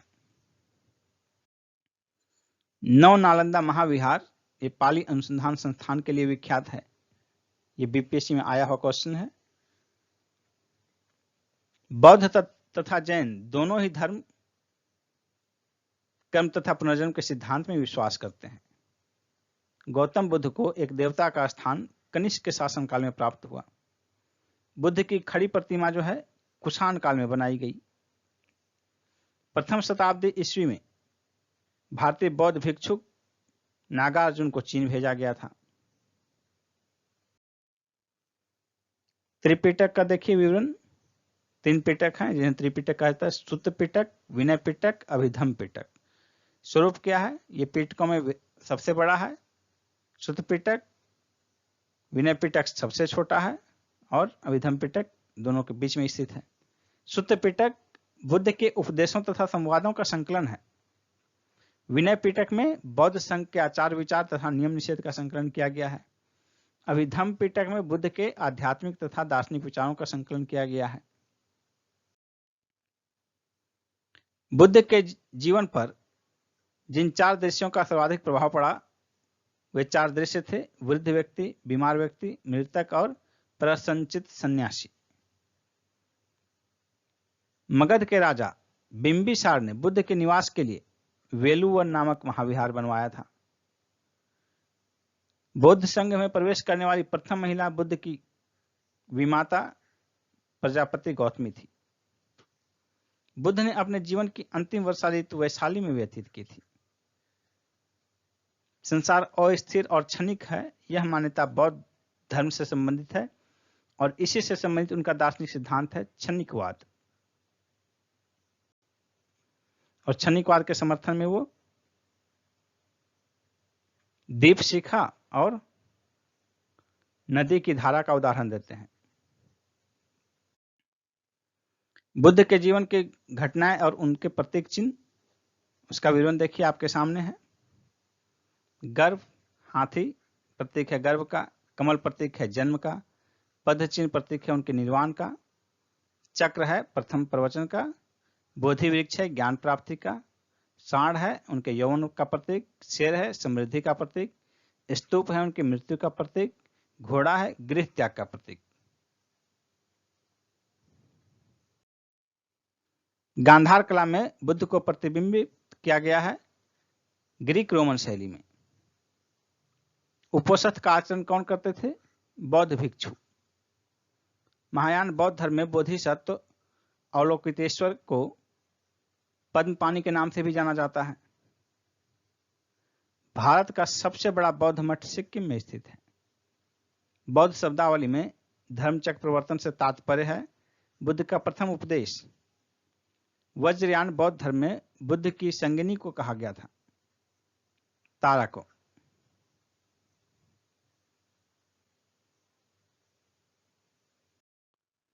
बौद्ध धर्म की किस शाखा में अनात्म सिद्धांत तथा पुद्गल को मान्यता दी गई है? सर्वास्तिक में। महासंघिकाओं के अनुसार जीव 9 धर्म से निर्मित है। बौद्ध धर्म के त्रिरत्नों में शामिल क्या क्या है? बुद्ध, धम्म और संघ। बौद्ध धर्म के अनुसार कारण और कार्य के सिद्धांत को किस प्रकार जाना जाता है? प्रतीत समुत्पाद। इसमें कहा गया है कि संसार की सभी वस्तुएं किसी न किसी कारण से उत्पन्न हुई है और इस प्रकार वे इस पर निर्भर हैं। बौद्ध धर्म की महायान शाखा औपचारिक रूप से कनिष्क के शासन काल में प्रारंभ की गई थी। नयनार कौन थे? शैव उपासक थे। मत्त मयूर से तात्पर्य है प्राचीन भारत का एक शैव संप्रदाय से। त्रिमूर्ति तथा अर्धनारीश्वर की पूजा गुप्त काल में प्रारंभ हुई थी। मेगास्थीज ने भगवान शिव को डायोनिसस की संज्ञा दी थी। जैन ग्रंथ उत्तराध्ययन सूत्र में वासुदेव के संबंध किस जैन तीर्थंकर से बताया गया है? अरिष्टनेमी से। लिंग पूजा का प्रथम स्पष्ट उल्लेख मत्स्य पुराण में मिलता है। अथर्ववेद तथा श्वेताश्वर उपनिषद में शिव का एक नाम महादेव मिलता है। शिव की प्राचीनतम मूर्ति 1ली शताब्दी ईस्वी की मद्रास के निकट रेनीगुंटा में सिद्ध गुड्डिमल्म लिंग के रूप में प्राप्त हुई है। अर्धनारीश्वर मूर्ति में आधे शिव तथा आधी पार्वती देवता तथा उसकी शक्ति के योग के प्रतीक हैं। दक्षिण भारत में शैव आंदोलन में नैनार संतों की भूमिका महत्वपूर्ण रही। नैनार संतों की कुल संख्या 63 थी। एक संप्रदाय के रूप में शैव धर्म का प्रारंभ शुंग सातवाहन काल में हुआ। प्रमुख दर्शन और उसके प्रतिपादक देखिए आपके सामने है।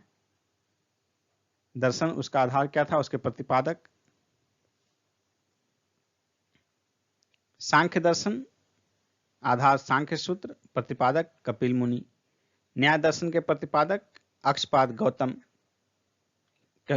भी मिलता है लिखा हुआ।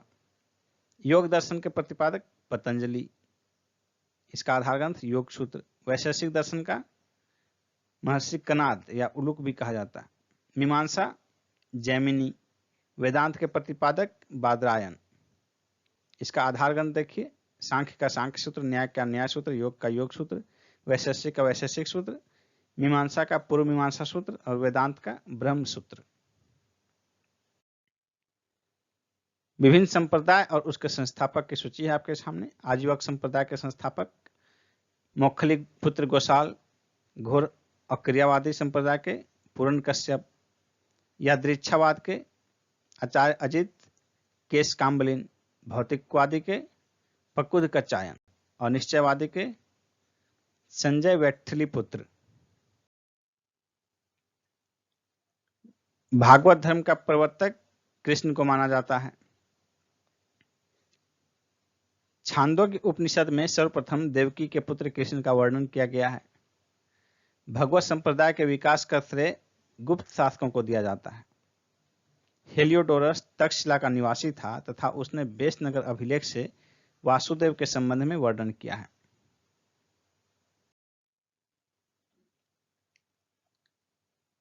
कर्म का सिद्धांत मीमांसा दर्शन से संबंधित है। अवतारवाद का सर्वप्रथम उल्लेख श्रीमद् भगवद गीता में मिलता है। भगवद गीता में मोक्ष के साधन के रूप में धर्म, कर्म और भक्ति तीनों को समान महत्व दिया गया है। नैमिषारण्य उत्तर प्रदेश के सीतापुर जनपद में है। वह स्थान था जहां 60,000 ऋषि मुनियों की एक सभा में संपूर्ण महाभारत कथा का वाचन किया गया था। भागवत संप्रदायों में भक्ति के 9 रूपों की चर्चा की गई है। इसे नवधा भक्ति की संज्ञा दी जाती है। 9 प्रकार की भक्ति। मेगास्थीज ने कृष्ण के किस नाम का उल्लेख किया है? हेराक्लीज।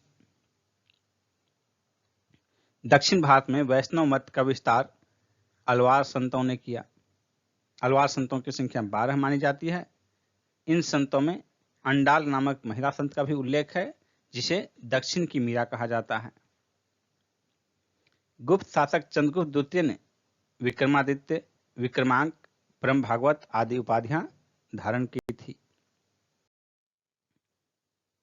6ठी शताब्दी ईस्वी पूर्व की राजनीतिक दशा में देखिए। प्रथम मगध साम्राज्य का उत्कर्ष ईसा पूर्व 6ठी शताब्दी में हुआ था। मगध साम्राज्य का वास्तविक संस्थापक बिंबिसार था, लगभग 445 से 449 ईस्वी पूर्व में। गोदावरी नदी के तट पर स्थित महाजनपद अस्मक या अस्सक था। दक्षिण भारत में स्थित यह एकमात्र महाजनपद था।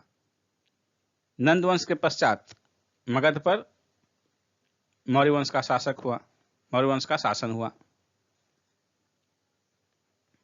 पाटलिपुत्र को उदयन ने सर्वप्रथम अपनी राजधानी बनाया। उदयन वासवदत्ता की कहानी का संबंध उज्जैन से है। सिकंदर के आक्रमण के समय उत्तर भारत में नंद वंशीय शासक घनानंद का शासन था। कहीं कहीं धनानंद भी मिलता है, धनानंद या घनानंद। गौतम बुद्ध के समय का प्रसिद्ध वैद्य जीवक को बिंबिसार ने अपने दरबार में स्थान प्रदान किया था। प्राचीन स्थान श्रावस्ती का नगर विन्यास अर्धचंद्राकार था। मगध के शासक अजातशत्रु ने राज्यारोहण के लिए अपने पिता की हत्या की और स्वयं भी अपने पुत्र द्वारा मारा गया। सिकंदर तथा पोरस की सेनाओं के मध्य झेलम नदी के तट पर युद्ध हुआ था। इस झेलम का प्राचीन नाम वितस्ता है, इसलिए इसे वितस्ता का युद्ध भी कहा जाता है, हाइडेस्पिज का युद्ध भी कहा जाता है। महापद्मनंद को परशुराम का दूसरा अवतार कहा जाता है। महापद्मनंद को परशुराम का दूसरा अवतार कहा जाता है। 16 महाजनपदों की सूची आपके सामने है। महाजनपद और उसकी राजधानियों का विवरण देखिए। राजधानी वर्तमान में किस क्षेत्र में है वो भी आपको पता चल जाएगा। अंग महाजनपद, इसकी राजधानी थी चंपा। प्राचीनम मालिनी, ये वर्तमान में मुंगेर का क्षेत्र है, भागलपुर का क्षेत्र है। अंग जो है और मुंगेर की अपेक्षा इसे भागलपुर प्रेफर करेंगे। भागलपुर में जो है, भागलपुर से सटा हुआ नाथनगर है, नाथनगर में ही एक चंपानगर अभी भी जगह है वर्तमान में। मगध की राजधानी गिरिव्रज राजगृह। मल्ल की राजधानी कुशीनारा या पावापुरी, ये उत्तर प्रदेश के गोरखपुर जिले के देवरिया में स्थित है। काशी, ये वाराणसी का क्षेत्र है। कौशल श्रावस्ती या अयोध्या का क्षेत्र है। पांचाल, इसकी दो राजधानियां थी, उत्तरी पांचाल की अहिच्छत्र और दक्षिणी पांचाल की काम्पिल्य। कुरु महाजनपद की राजधानी थी इंद्रप्रस्थ, वर्तमान में मेरठ का क्षेत्र। वज्जी महाजनपद का विदेह और मिथिला, ये वर्तमान में नेपाल में है। मत्स्य जो है ये विराटनगर जयपुर का क्षेत्र।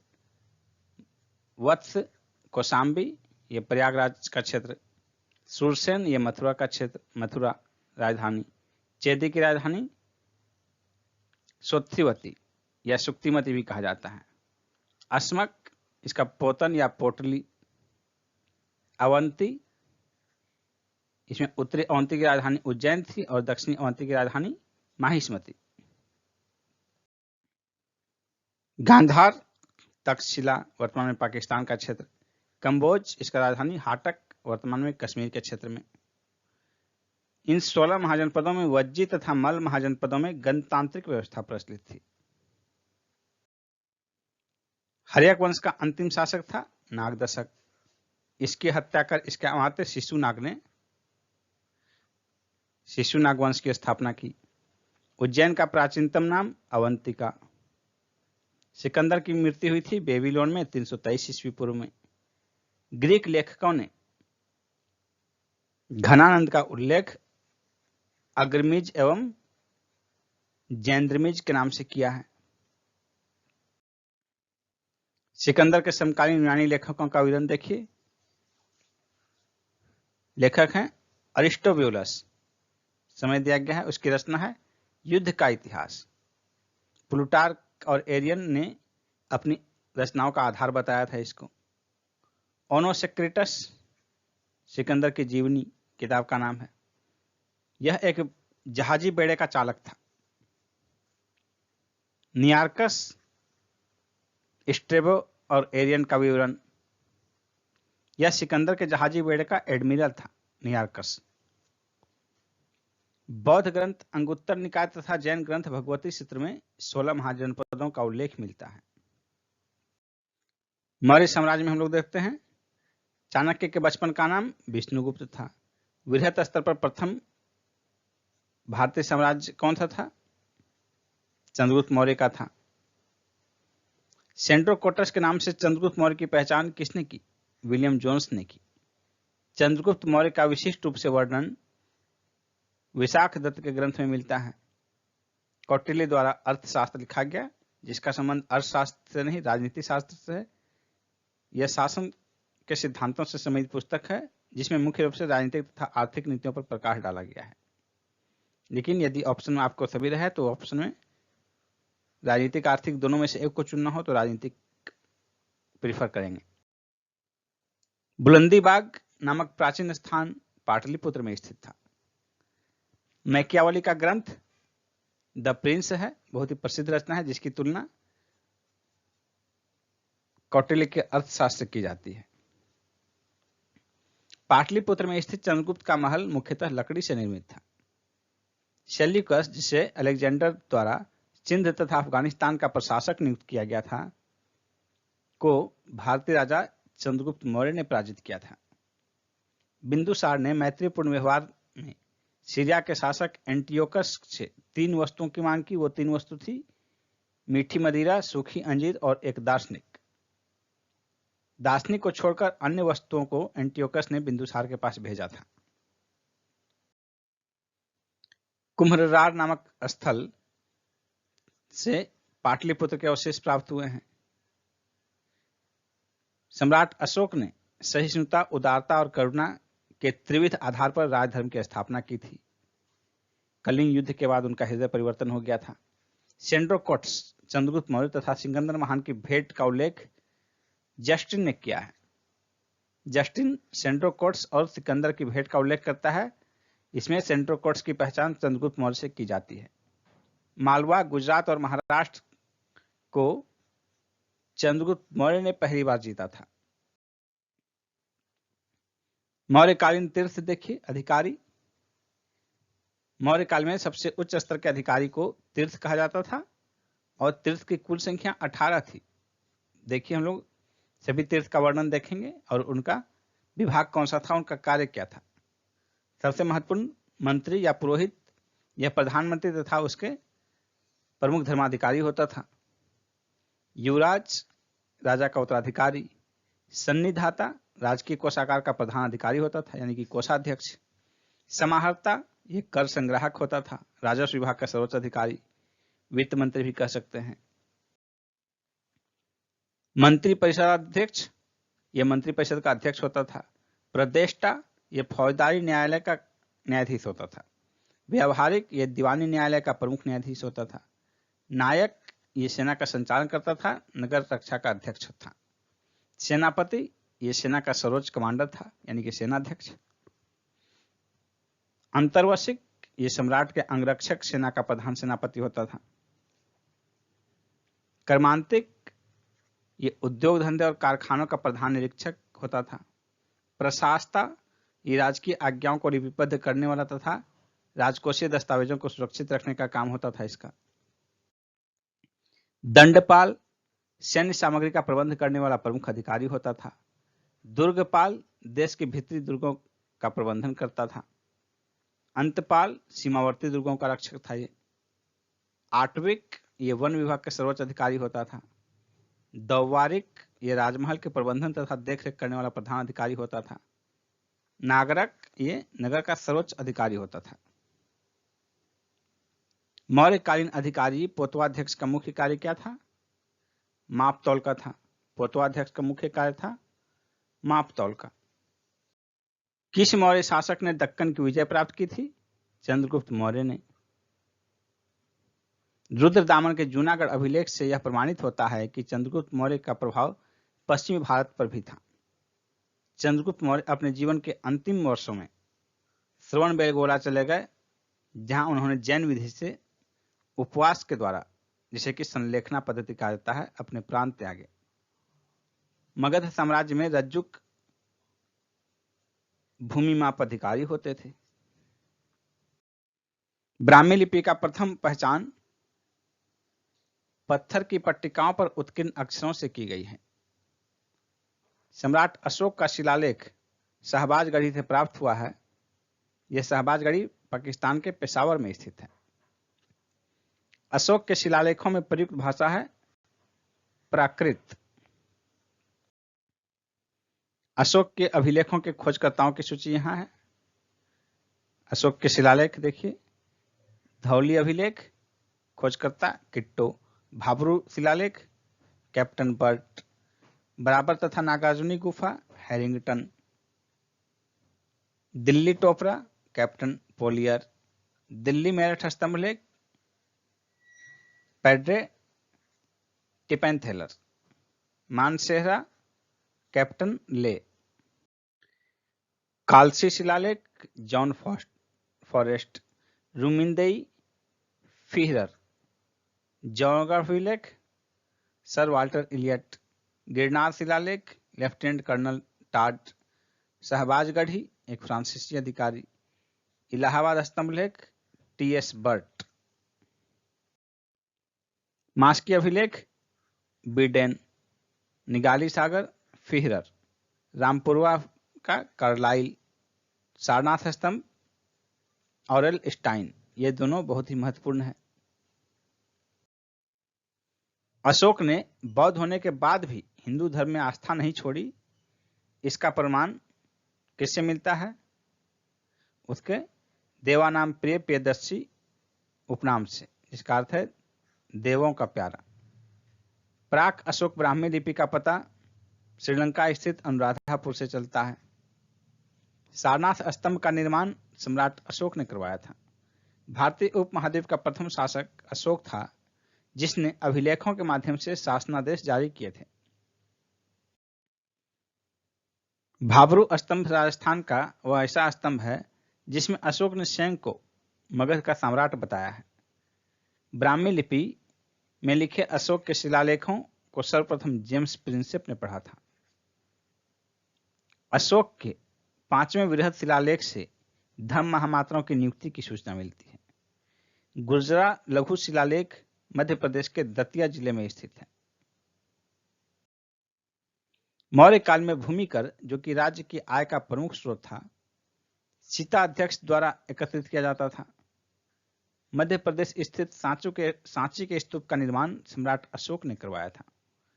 मौर्य साम्राज्य के शासकों के सुदूर देशों जैसे सीरिया, मिस्र के राजाओं के साथ राजकीय संबंध थे। उत्तराखंड में सम्राट अशोक के शिलालेखों की एक प्रति कालसी से प्राप्त हुई है। प्रसिद्ध यूनानी राजदूत मेगास्थनीज भारत चंद्रगुप्त मौर्य के दरबार में आया था। विभिन्न अधिकारी तथा उनके विभाग देखिए। सीताध्यक्ष कृषि विभाग का अध्यक्ष, अकाराध्यक्ष खान विभाग का अध्यक्ष, लक्षणाध्यक्ष मुद्रा विभाग का प्रधान, शुल्काध्यक्ष व्यापारिक कर का प्रधान, मुद्राध्यक्ष पासपोर्ट विभाग का अध्यक्ष, संस्थाध्यक्ष व्यापारिक मार्गों का अध्यक्ष।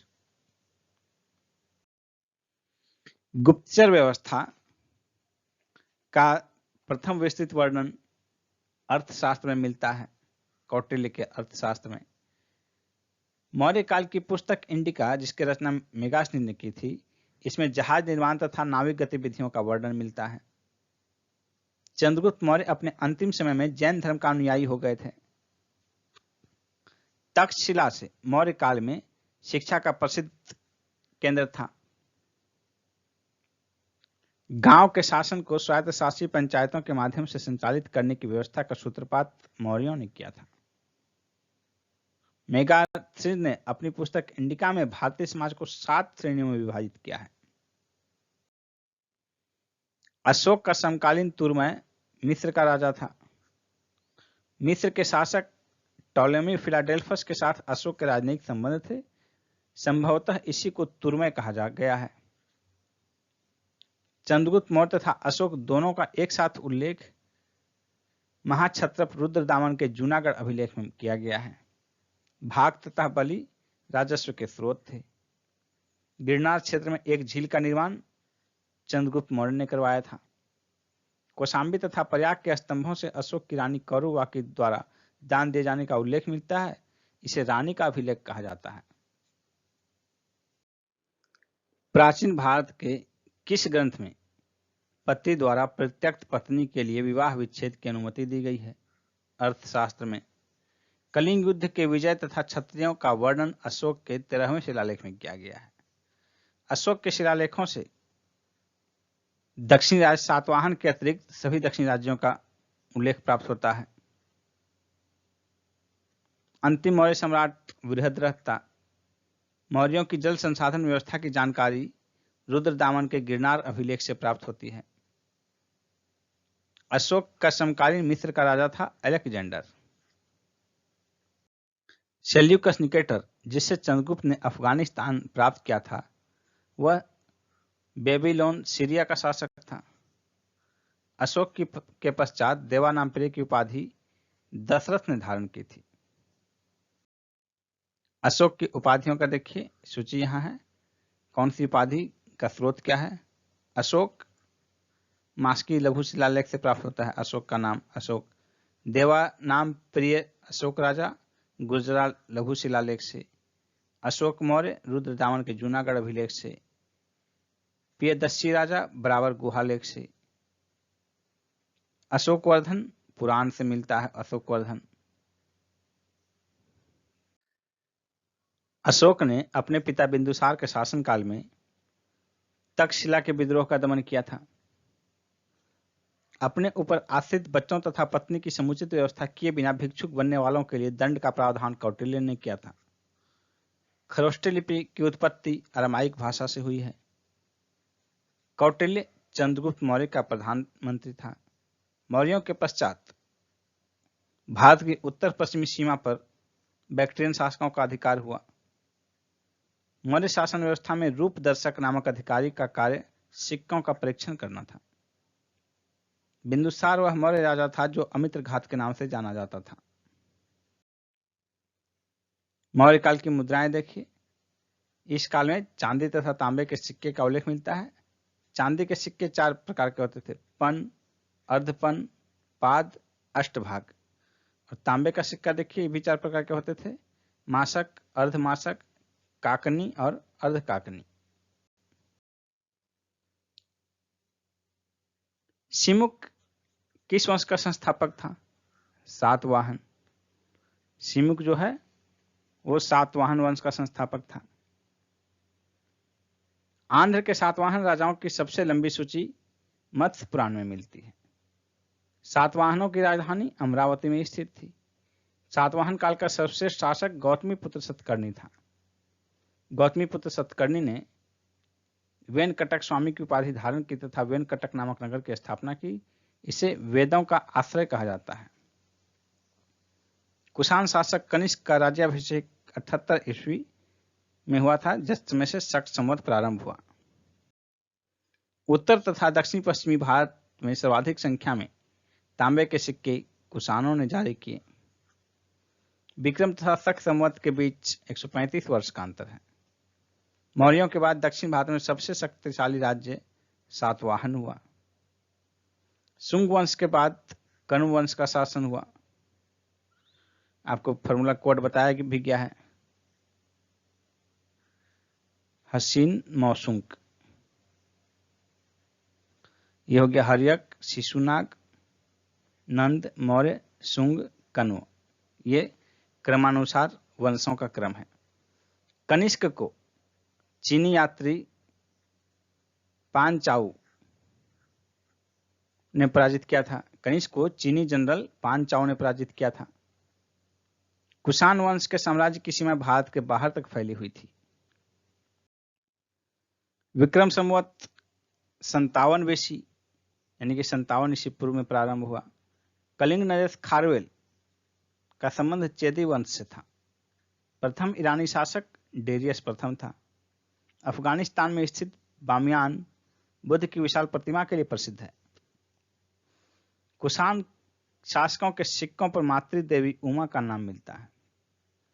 चतुर्भुजी विष्णु के सिक्के हुइस्क ने चलाए थे। बुद्ध का अंकन कनिष्क के सिक्कों पर मिलता है। यौधेय सिक्कों पर कार्तिकेय देवता का चित्र मिलता है। कार्तिकेय ये दक्षिण भारतीय देवता है मुख्यतः। जिस तरह उत्तर में गणेश की पूजा होती है, उसी तरह दक्षिण में कार्तिकेय की। दोनों भगवान शंकर के 2 पुत्र माने जाते हैं।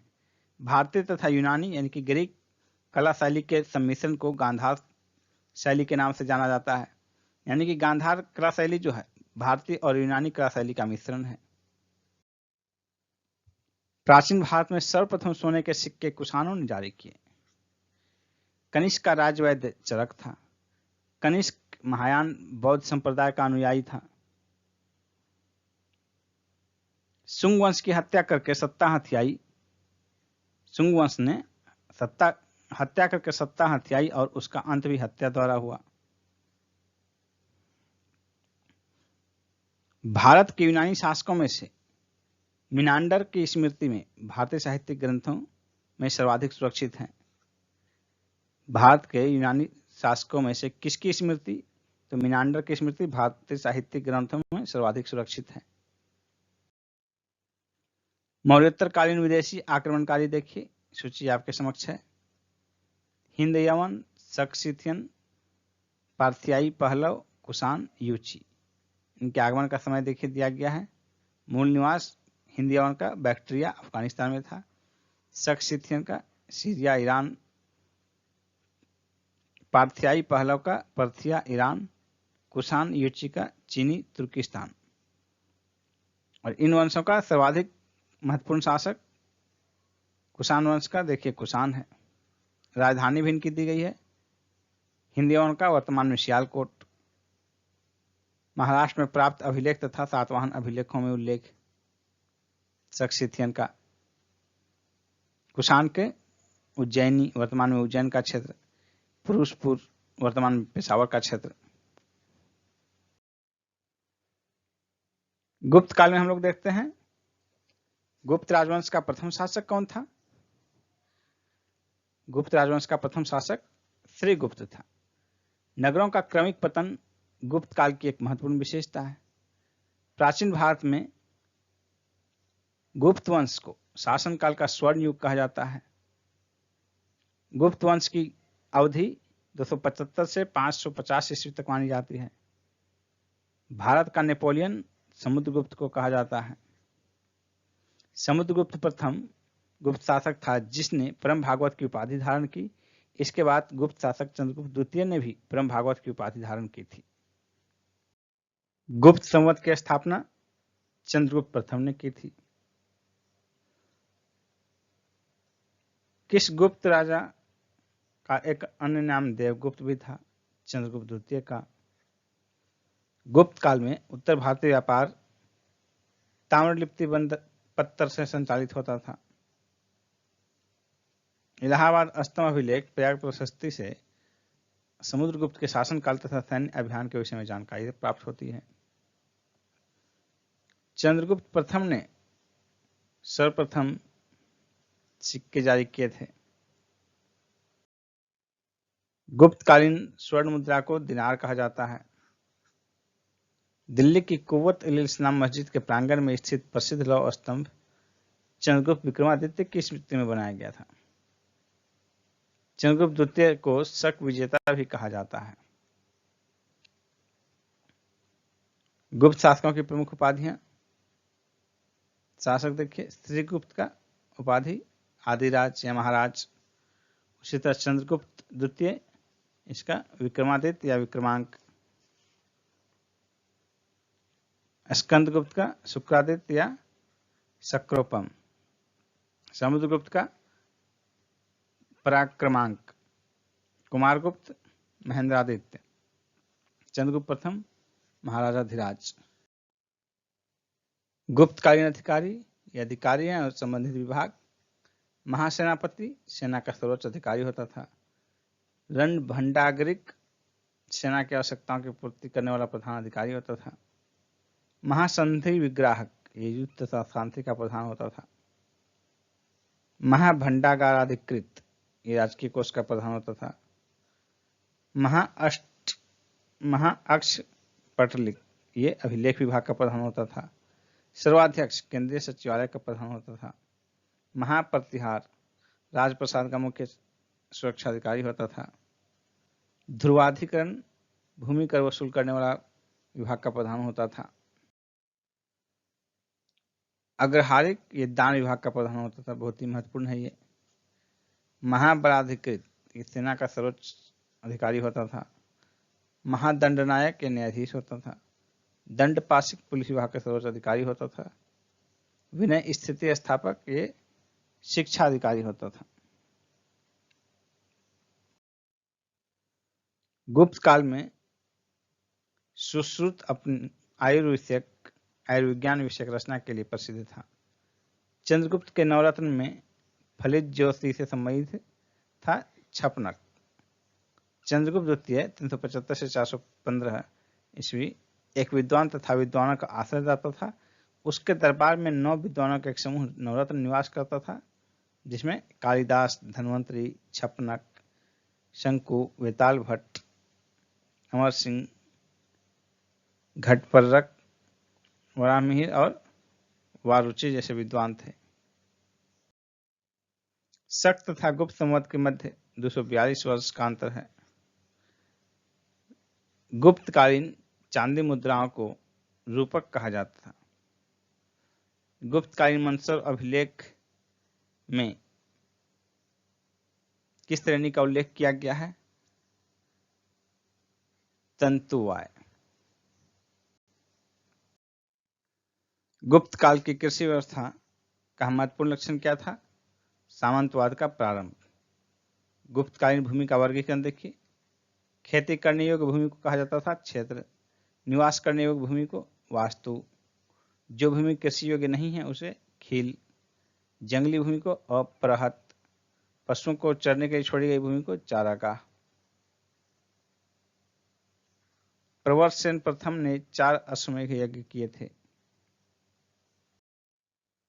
कायस्थव का उल्लेख मुद्रा राक्षस में मिलता है। कायस्थव ईंटों से निर्मित गुप्तकालीन मंदिर बिठूर में स्थित है।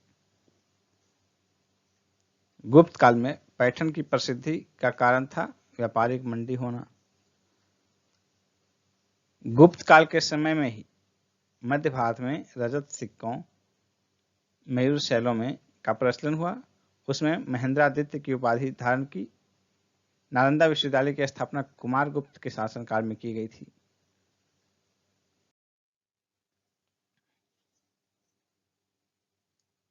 शतरंज के खेल भारत में गुप्त काल के दौरान प्रारंभ हुआ था, जहां इसे चतुरांग के नाम से जाना जाता था। भारत से यह ईरान और उसके बाद यूरोप पहुंचा। गुप्त काल में ताम्रलिप्ति बंदरगाह से दक्षिण पूर्वी एशियाई राष्ट्रों को जहाज रवाना होते थे। चीनी यात्री फाइयान ने गुप्त काल को भारत की दशा का वर्णन किया है। फाइयान ने गुप्त काल में भारतीय दशा का वर्णन किया है। भारत हिंदू देवी देवताओं को समर्पित सबसे प्राचीन मंदिर गुप्त काल का है। गुप्त काल में चीन से भारत में रेशमी कपड़े का आयात किया जाता था। सती प्रथा का प्रथम अभिलेखीय साक्ष्य ईरान से प्राप्त हुआ है, जो 510 ईस्वी का है, जिसमें गोपराज नामक सेनापति की स्त्री की सती होने का उल्लेख है। गणराज्यों के अंत के लिए समुद्रगुप्त उत्तरदायी था। गुप्त काल का प्रसिद्ध खगोल शास्त्री आर्यभट्ट था। गुप्तकालीन चित्रकला का उत्कृष्ट रूप अजंता में मिलता है। विशाख दत्त कृत देवी चंद्रगुप्त में उल्लेख मिलता है कि चंद्रगुप्त द्वितीय ने अपने बड़े भाई रामगुप्त की हत्या की थी। स्कंदगुप्त के स्वर्ण सिक्के में मिलावट का प्रतिशत सर्वाधिक था। गुप्त काल में लिखित संस्कृत नाटकों में शुद्ध तथा स्त्रियों की संवाद की भाषा थी प्राकृत, जबकि उच्च वर्ग संस्कृत बोलते थे। गुप्त वंश का अंतिम शासक विष्णुगुप्त था। चंद्रगुप्त द्वितीय विक्रमादित्य को शकों पर विजय के कारण सकारी कहा गया। प्रयाग अभिलेख में समुद्रगुप्त को लिच्छवी दहित्र बताया गया है। हुनों ने स्कंदगुप्त के शासनकाल में आक्रमण किया था, जिसमें स्कंदगुप्त ने हुनों पर विजय पाई। गुप्त काल में श्रेणियों से बड़ी संस्था, जिसके शिल्प श्रेणियां सदस्य थी, को निगम कहा जाता था। अग्रहार का तात्पर्य था ब्राह्मणों को दिया गया भूदान। विदिशा के पास उदयगिरी बुद्ध गुफाओं का निर्माण गुप्त काल में हुआ था। वाराह गुहा का निर्माण भगवान विष्णु के सम्मान में करवाया गया था। गुप्त साम्राज्य के समकालीन प्रमुख राजवंश, उसकी स्थापना और संस्थापक की सूची देखिए। वाकाटक, इसका संस्थापक विंध्य शक्ति 255 ईस्वी में और 330 ईस्वी में सर्वसेन। नागवंश का संस्थापक भवनाग। त्रैकूट राजवंश का संस्थापक इंद्रदत्त। हुन राजवंश का संस्थापक तोरमान। सालंकायन राजवंश का संस्थापक देववर्मन। विष्णु कुंडिन राजवंश का संस्थापक विक्रमेंद्र प्रथम। माथुर राजवंश का संस्थापक अच्युत 325 ईस्वी में, 350 में। शंकर वर्मन। गुर्जर प्रतिहार की स्थापना नागभट्ट प्रथम ने की थी। राष्ट्रकूट साम्राज्य की स्थापना दंतेद्रुप ने की थी। गुप्तोत्तर भारत में मुख्यतः घोड़ों का बड़े पैमाने पर आयात किया जाता था। मौखरी राजवंशों की राजधानी कन्नौज में स्थित थी। सम्राट हर्षवर्धन ने अपने शासनकाल में कन्नौज तथा प्रयागराज में 2 बौद्ध सम्मेलनों का आयोजन किया था। बाल विवाह की प्रथा कुषाण काल में प्रारंभ हुई थी। प्राचीन भारत में सिंचाई कर को विदक भागम कहा जाता था। विदक भागम। हर्ष के प्रशासन में अवंती युद्ध तथा शांति का अधिकारी था। इसके अतिरिक्त कुछ अन्य अधिकारी निम्न थे: शंखनाद सेनापति, कुंतल अश्वसेना का प्रधान, स्कंदगुप्त हस्तसेना का प्रधान, सामंत या महाराज नागरिक प्रशासन का प्रमुख। 3री शताब्दी में वारंगल लोहे के संयंत्रण या उपकरणों के लिए प्रसिद्ध था। पुराणों के अनुसार चंद्रवंशी शासकों का मूल स्थान प्रतिष्ठानपुर माना जाता है। हर्षचरित नामक पुस्तक के रचयिता वान भट्ट थे। हर्ष का शासनकाल 600 से 641 ईस्वी के बीच माना जाता है। सम्राट हर्ष ने अपनी राजधानी थानेश्वर से कन्नौज स्थानांतरित की थी। कवि बाण भट्ट औरंगाबाद महाराष्ट्र का निवासी था। नर्मदा नदी पर सम्राट हर्ष के दक्षिणावर्ती आगमन को पुलकेशिन द्वितीय ने रोका था। नालंदा विश्वविद्यालय बिहार में स्थित है। व्हेनसांग सम्राट हर्षवर्धन के शासनकाल में भारत आया था। भारत में नारियल की खेती सातवाहन काल में प्रारंभ हुई थी। कौशेय शब्द का प्रयोग रेशम के लिए किया गया है। गुप्तोत्तर काल में प्रमुख व्यापारिक केंद्र कन्नौज था। व्हेनसांग की भारत में यात्रा के समय सूती वस्त्रों के उत्पादन के लिए सबसे प्रसिद्ध केंद्र था मथुरा। गुप्तोत्तर काल में भूमि का राजस्व ग्राम सभा के हाथों में थी। भारत में सबसे प्राचीन विश्वविद्यालय नालंदा विश्वविद्यालय था। भीनमाल की यात्रा चीनी यात्री व्हेनसांग ने की थी। चीनी यात्री इत्सिंग ने बिहार का भ्रमण 672 ईस्वी में किया था। हर्ष को 3 नाटकों प्रियदर्शिका, रत्नावली और नागानंद के रचयिता के रूप में जाना जाता है। नालंदा विश्वविद्यालय को बख्तियार खिलजी ने नष्ट किया था। उत्तर गुप्त काल में जजमानी व्यवस्था कहलाने वाली एक नई प्रकार की सामाजिक संरचना का भारत में उदय हुआ था।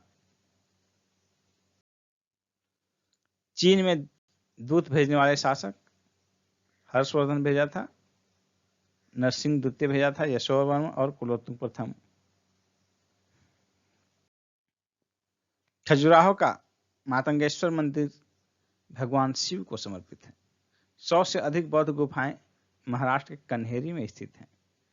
पालिताना मंदिर भावनगर में स्थित है। त्रिमूर्ति के नाम से एलिफेंटा की गुफा प्रसिद्ध है। खजुराहो के मंदिर हिंदू तथा जैन धर्म से संबंधित हैं, जिनका निर्माण चंदेल शासकों द्वारा करवाया गया था।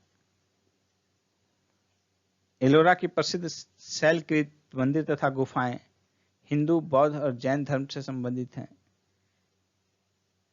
पशुपतिनाथ मंदिर नेपाल के काठमांडू में स्थित है। बौद्ध गुफा मंदिर में सबसे प्रसिद्ध अजंता की गुफाओं के मंदिर है। एलोरा गुफाओं का निर्माण राष्ट्रकूट राजाओं ने करवाया था। प्रसिद्ध नैमिषारण्य तीर्थ उत्तर प्रदेश के सीतापुर जनपद में स्थित है। शैलकृत मंदिर स्थापत्य का आश्चर्य कैलाश मंदिर एलोरा को माना जाता है। एलिफेंटा के शैलकृत मंदिरों के स्थापित करने का श्रेय राष्ट्रकूट शासकों को दिया जाता है। यहाँ की गुफाएं शैव धर्म से संबंधित हैं।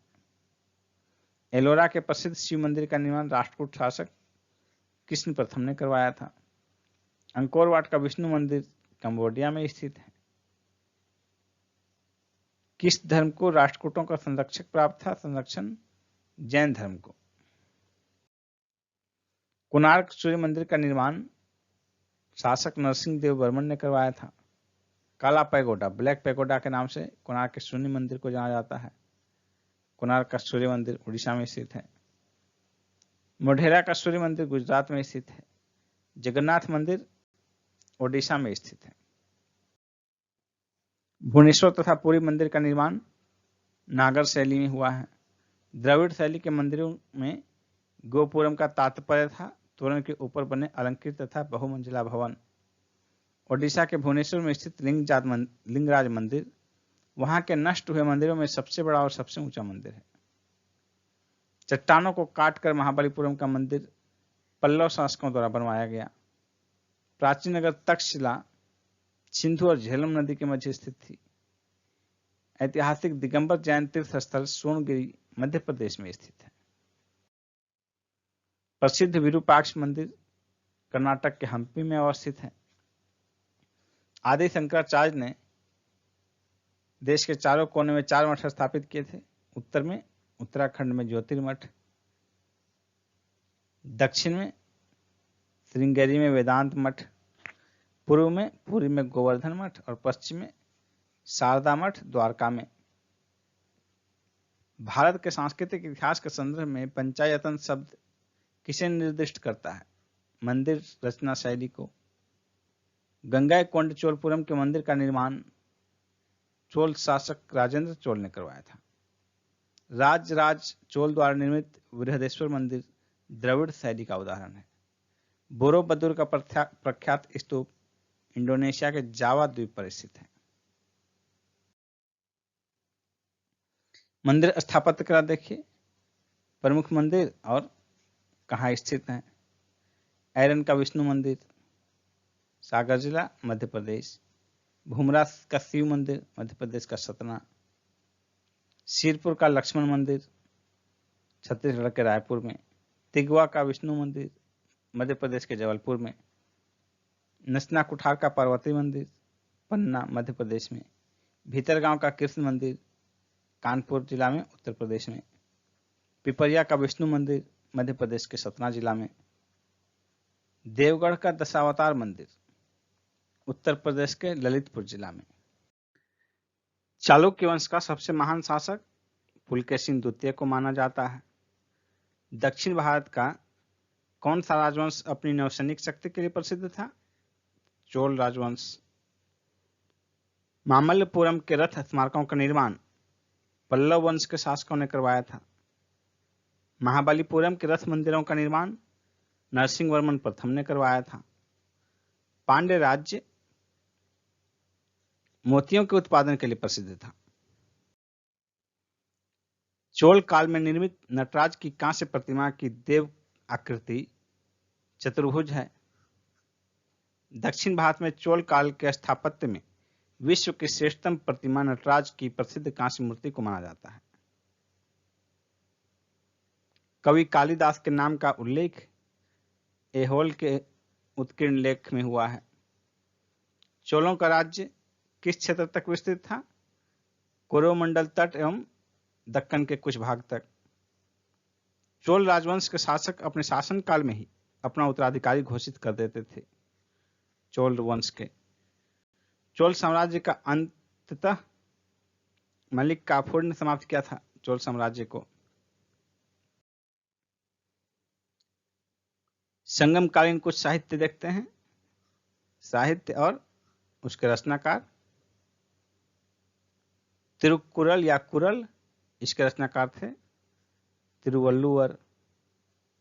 अहनानूर रुद्र शर्मन। तोलकाप्पियम इसके रचनाकार तोलकाप्पियर।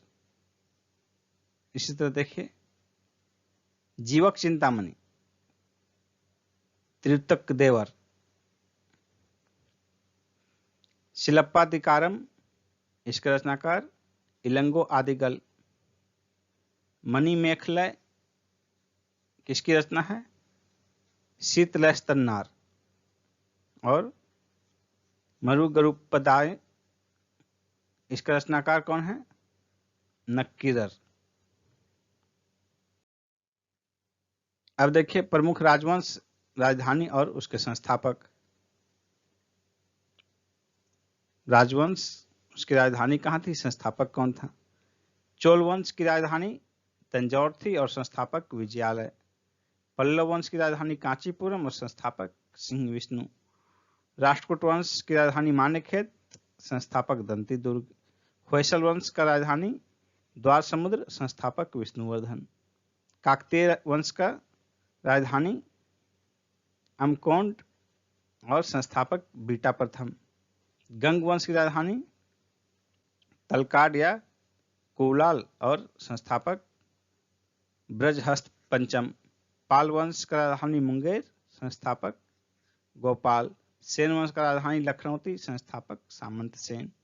पांड्य वंश का राजधानी मदुरै, संस्थापक नेडियोन। पांड्य वंश का राजधानी मदुरै, संस्थापक नेडियोन। गुर्जर प्रतिहार का राजधानी कन्नौज, संस्थापक नागभट्ट प्रथम।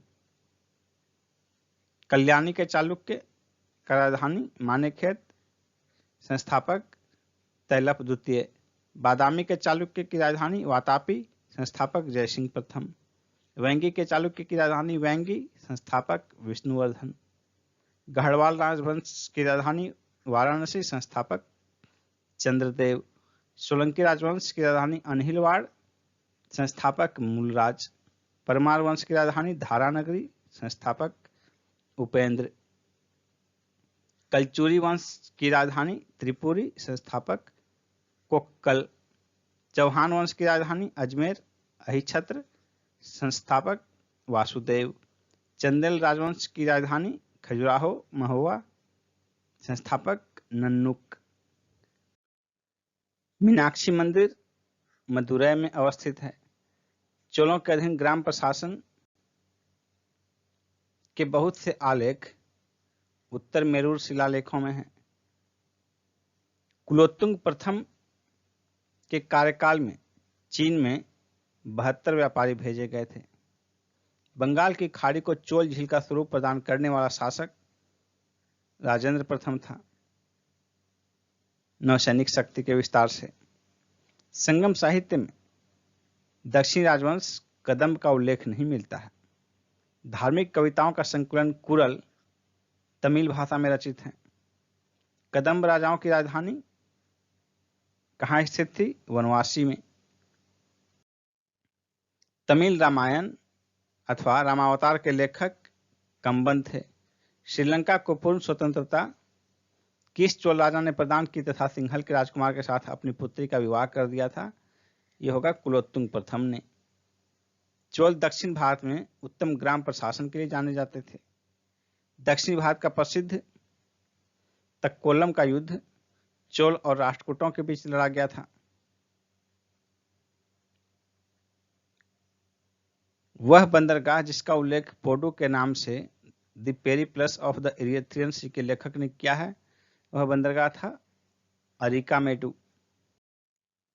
संगम साहित्य में वर्णित कन्नगी कौन थे? तमिल महाकाव्य मणिमेखलय की नायिका। संगम युग का कौन सा ग्रंथ बौद्ध धर्म से संबंधित था? मणिमेखलय। दक्षिण भारत के किस वंश के राजा ने 26 ईस्वी पूर्व में रोम में एक दूत भेजा था? पांड्य राजा ने। तोलकाप्पियम ग्रंथ किससे संबंधित है? तमिल व्याकरण तथा काव्य से। चेर राजाओं में सबसे प्रसिद्ध सेनगुट्टुवन था, जो नेदुनजेरल का पुत्र था। इसके काल में विशेष घटना पत्नी पूजा या कन्या की पूजा प्रारंभ हुई, जिसमें आदर्श और पवित्र पत्नी की मूर्ति की पूजा की जाती थी।